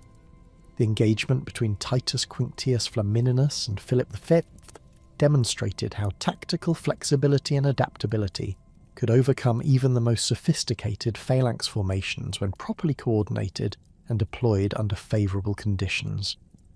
The battle's outcome revealed fundamental limitations in traditional phalanx warfare that innovative enemies could exploit through superior tactical mobility and combined arms coordination. The Macedonian forces deployed at Cynocephalae represented the culmination of Hellenistic phalanx development, while maintaining the essential characteristics that had made Sarissa-armed infantry so effective throughout the successor period. Philippus phalangites carried the traditional 18-foot sarissy that had proven decisive in countless previous engagements, while their bronze armour incorporated refinements developed through decades of continuous warfare. The phalanx formations deployed according to traditional methods that emphasised concentrated mass and coordinated advance, creating tactical deployments that had overwhelmed every previous enemy through superior reach and formation discipline. The Roman tactical response to Macedonian phalanx formations demonstrated innovative approaches to ancient warfare that exploited specific vulnerabilities in traditional Greek military methods. The legionary system's emphasis on individual initiative and tactical flexibility provided capabilities that could adapt rapidly to changing battlefield conditions while maintaining unit cohesion under extreme pressure. Roman manipular tactics allowed for complex maneuvers that traditional phalanx formations could not execute, creating tactical advantages that proved decisive when properly coordinated and supported by effective leadership. The terrain conditions at Cynocephalae favoured tactical methods that emphasised flexibility and adaptability over the concentrated mass that had traditionally made phalanx warfare so effective. The broken ground and limited visibility prevented effective coordination between different sections of the Macedonian phalanx, while creating opportunities for Roman forces to exploit gaps and weaknesses that emerged during the advance. The inability of Sarissa-armed troops to adapt their formations to irregular terrain revealed fundamental limitations that had been masked by previous engagements fought under more favourable conditions. The integration of Celtic and Thracian warrior traditions within Hellenistic armies represented another significant development that enhanced tactical capabilities while introducing new challenges for command and coordination. Celtic warriors, recruited from Galatian settlements in Asia Minor and mercenary bands throughout the Mediterranean, brought distinctive fighting methods that emphasised individual combat prowess and psychological intimidation.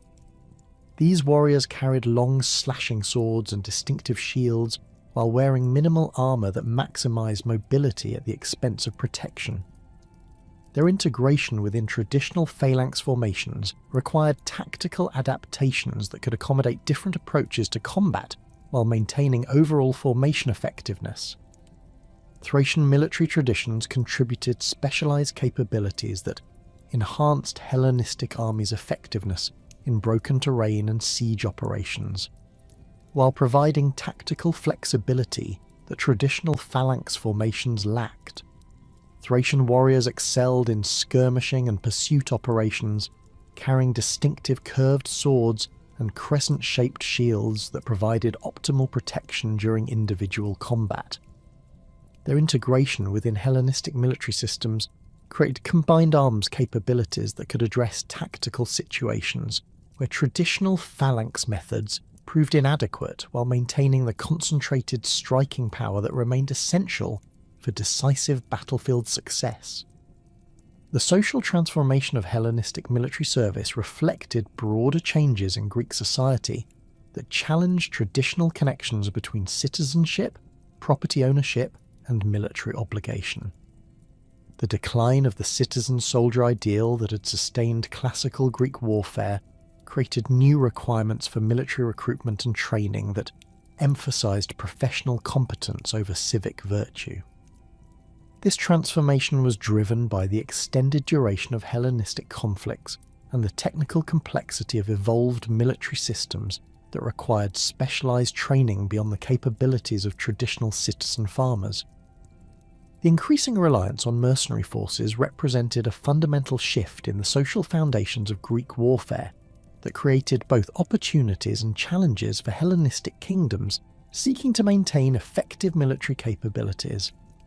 Professional soldiers possessed specialized skills that often exceeded those of citizen soldiers, while lacking the political constraints that had traditionally limited military employment for purely strategic objectives. However, mercenary loyalty remained dependent on regular payment and successful leadership, creating vulnerabilities that enemies could exploit through superior financial resources or more attractive service conditions. The professionalization of Hellenistic armies created military capabilities that exceeded those of any previous ancient forces, while introducing organizational challenges that tested the limits of contemporary administrative systems. Professional military service required standardized training programs, systematic equipment procurement, and regular payment schedules that strained even the substantial resources of major Hellenistic kingdoms. The development of professional officer corps and specialized military schools represented attempts to address these challenges, while maintaining the tactical effectiveness that remained essential for survival in the competitive environment of Hellenistic interstate relations. The systematic dismantling of Macedonian military power following cynocephaly exposed fundamental limitations in traditional phalanx warfare that Roman tactical innovations could exploit with devastating effectiveness. The manipular legion system developed by Rome during centuries of Italian warfare possessed inherent advantages that became apparent when deployed against the rigid formations that had dominated Mediterranean battlefields since Philip II's reforms. Roman legionaries, organised in flexible maniples of 120 men each, could adapt rapidly to changing battlefield conditions while maintaining tactical coherence that traditional phalanx formations could not match when operating on broken terrain or facing unexpected tactical challenges. The Battle of Pydna in 168 BC provided the definitive demonstration of Roman tactical superiority over even the most sophisticated Hellenistic military systems, as Lucius Aemilius Paulus systematically destroyed the last effective Macedonian army through coordinated maneuvers that exploited every weakness in traditional phalanx warfare.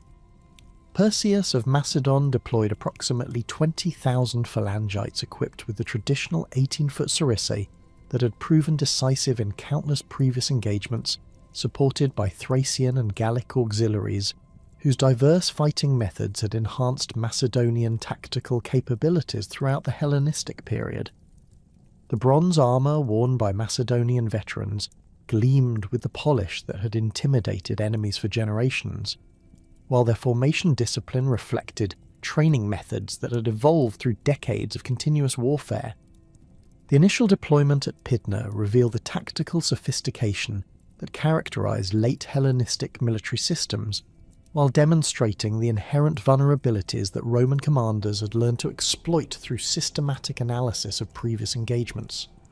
The Macedonian phalanx, arranged in traditional depth with elite units positioned according to established doctrine, presented an imposing spectacle as thousands of sarissa points created an apparently impenetrable hedge of iron extending far beyond the reach of traditional weapons.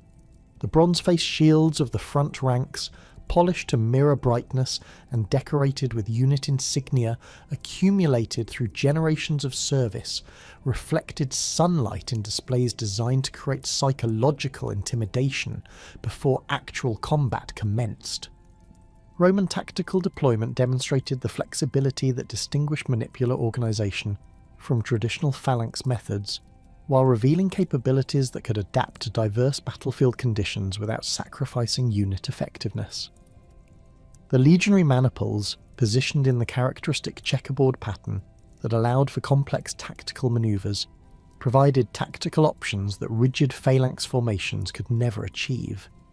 Roman legionaries wore mail armour that provided adequate protection while maintaining the mobility necessary for individual combat, while their equipment emphasised versatility over the specialised requirements that characterised sarissa warfare. The gladius sword and scutum shield combination proved optimal for close combat situations where longer weapons became unwieldy. The terrain conditions at Pydna favoured tactical methods that emphasised adaptability over concentrated mass, as the uneven ground created gaps in the Macedonian phalanx that Roman forces could exploit through coordinated attacks by individual maniples. The sarissa-armed phalangites, trained for formation fighting on level ground, struggled to maintain alignment across broken terrain, while their unwieldy weapons became liabilities in situations requiring rapid tactical adjustment. Roman legionaries, trained for individual initiative within coordinated formations, could adapt their tactics to exploit these weaknesses, while maintaining unit cohesion under extreme pressure. The decisive moment came when Roman maniples penetrated gaps that had opened in the Macedonian phalanx during its advance across irregular terrain, transforming the tactical situation from formation combat to individual melees where Roman equipment and training provided decisive advantages. The gladius, designed for thrusting attacks in close combat, could penetrate gaps in bronze armour that longer weapons could not exploit, while the scutum shield provided protection and offensive capability in confined spaces where sarissae became useless encumbrances. The collapse of phalanx formation integrity created panic that spread throughout Macedonian ranks as warriors trained for collective combat found themselves isolated in individual combats where their specialised equipment proved inadequate.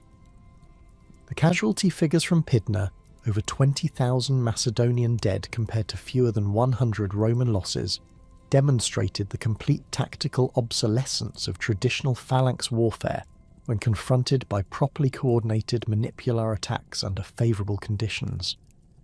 The bronze armour and weapons that had dominated Mediterranean battlefields for centuries proved inadequate against tactical innovations that emphasise flexibility over concentrated force. The systematic destruction of the last effective Macedonian army eliminated the military foundation of Hellenistic power, while confirming Roman tactical superiority throughout the Eastern Mediterranean. The fundamental problems that led to phalanx obsolescence extended beyond simple tactical considerations to encompass strategic, logistical, and social factors that had accumulated throughout the Hellenistic period. The extreme specialisation required for effective sarissa warfare created vulnerabilities that enemies could exploit through tactical innovations designed specifically to neutralise phalanx advantages. The 18-foot sarissa, while providing unmatched reach in formation combat, became a liability in broken terrain, urban warfare, or any situation requiring rapid tactical adaptation. Phalangites trained exclusively for formation fighting lacked the individual combat skills necessary for effectiveness when their formations broke down under pressure. The logistical requirements of phalanx warfare created additional vulnerabilities that Roman organisational capabilities could exploit through systematic disruption of enemy supply lines and communication networks. Sarissa-armed formations required extensive baggage trains to transport their specialised weapons and equipment, while the bronze armour that provided essential protection demanded constant maintenance that strained logistical resources during extended campaigns. The coordination required for effective phalanx manoeuvres necessitated clear communication between units that Roman tactical flexibility could disrupt through coordinated attacks at multiple points along enemy formations. The social foundations that sustained phalanx warfare throughout the classical and Hellenistic periods had eroded to the point where traditional recruitment methods could no longer provide the trained manpower necessary for maintaining effective formations. The decline of the citizen-soldier ideal had created dependence on mercenary forces, whose loyalty remained contingent on regular payment and successful leadership. Professional soldiers possessed technical skills that exceeded those of traditional citizen farmers, but their lack of connection to the communities they served created vulnerabilities that enemies could exploit through superior financial resources or more attractive service conditions. The increasing complexity of Hellenistic military systems had created organizational challenges that exceeded the administrative capabilities of traditional Greek political structures. The coordination required for effective combined arms operations involving phalanx formations, specialized cavalry, war elephants and artillery units demanded staff organizations and communication systems that few Hellenistic kingdoms could maintain consistently. Roman military administration, developed through centuries of Italian warfare and refined during overseas expansion, provided organizational capabilities that could sustain complex operations while adapting to changing strategic requirements. The terrain limitations that had always constrained phalanx effectiveness became increasingly problematic as warfare expanded beyond the relatively level coastal plains where Greek military methods had evolved. The mountainous terrain that characterized much of the Mediterranean basin favoured tactical approaches that emphasised individual initiative and small unit manoeuvres over the concentrated mass that made phalanx formations effective. Roman legionary training emphasising adaptability and individual combat skills proved superior in operational environments where traditional formations could not deploy effectively. The final campaigns of the Achaean League demonstrated both the persistence of traditional Greek military methods and their ultimate inadequacy when confronted by Roman tactical and strategic superiority. The Achaean War of 146 BC represented the last significant deployment of traditional hoplite formations in their original cultural context, as Greek cities made desperate attempts to preserve their independence through military resistance that relied on tactical methods developed centuries earlier. The Achaean forces that opposed Roman expansion included substantial numbers of traditional hoplites, equipped with bronze panoplies and fighting according to classical methods that had once dominated Mediterranean warfare.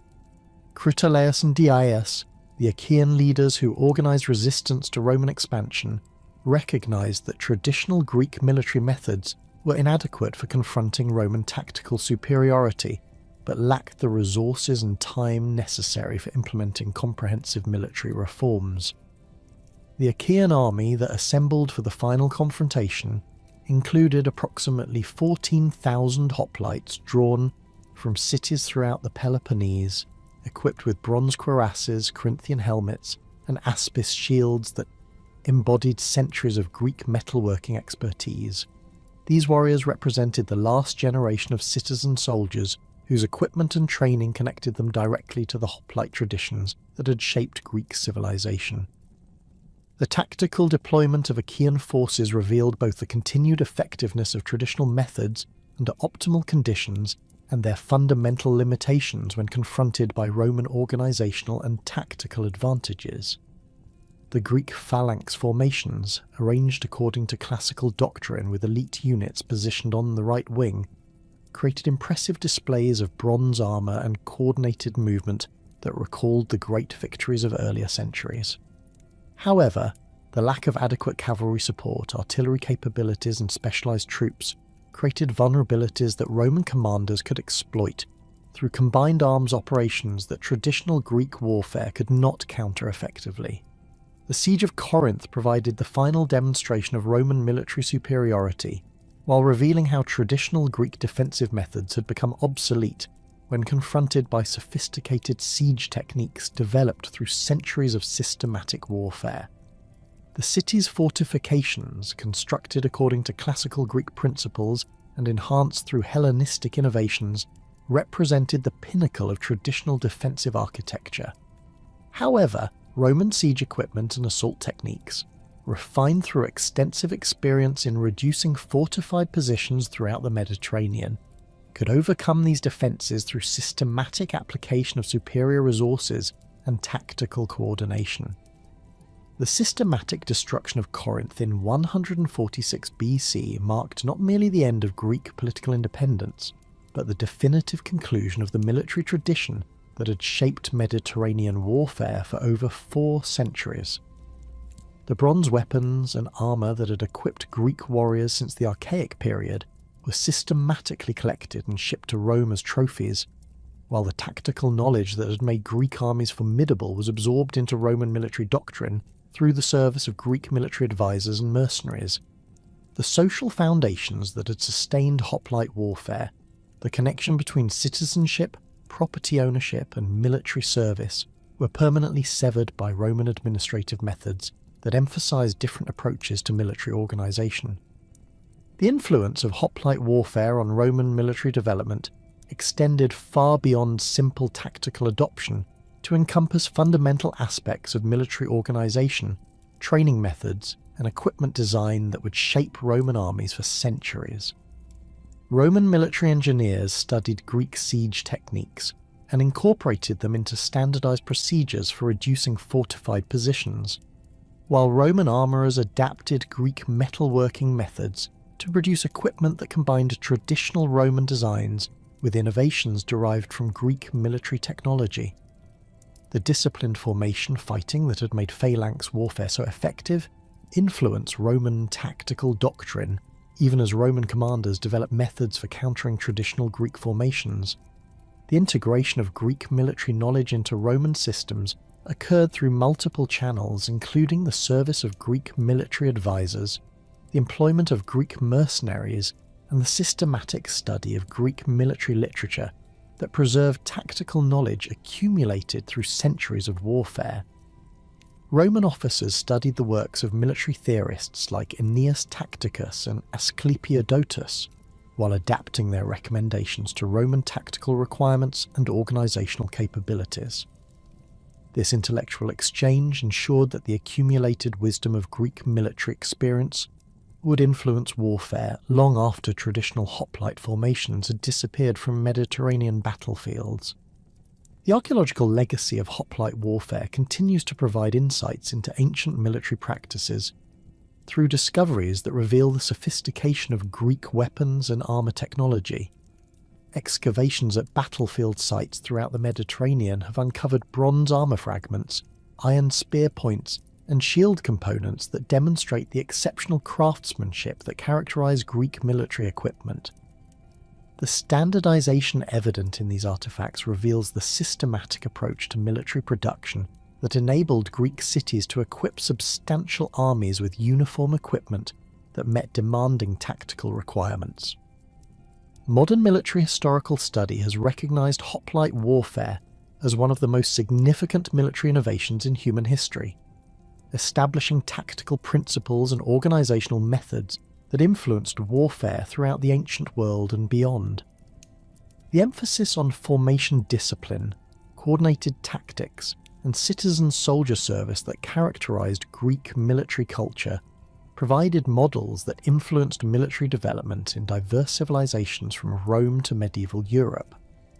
The connection between military service and political participation that defined Greek hoplite culture established precedents for civic militarism that would resurface repeatedly throughout Western military history.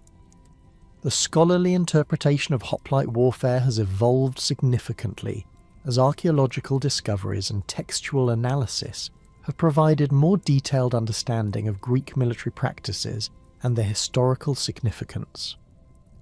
Early scholarship emphasized the technological aspects of hoplite warfare, while more recent research has focused on the social and political implications of military service and its role in shaping Greek civilization. The recognition that hoplite warfare represented not merely a military system, but a complete social and political framework has enhanced understanding of its historical importance and lasting influence. The end of traditional hoplite warfare marked a fundamental transition in ancient military history that established new paradigms for military organisation and tactical development. The Roman conquest of Greece eliminated the political and social foundations that had sustained phalanx warfare while preserving its tactical innovations through integration into more flexible military systems. The bronze-armoured warriors who had dominated Mediterranean battlefields for centuries became historical artefacts, but their influence on military thought and practice would continue to shape warfare long after their formations had vanished from ancient battlefields. The legacy of hoplite warfare thus transcended its immediate historical context to become a permanent influence on the development of military science and the relationship between military service and political participation in Western civilization.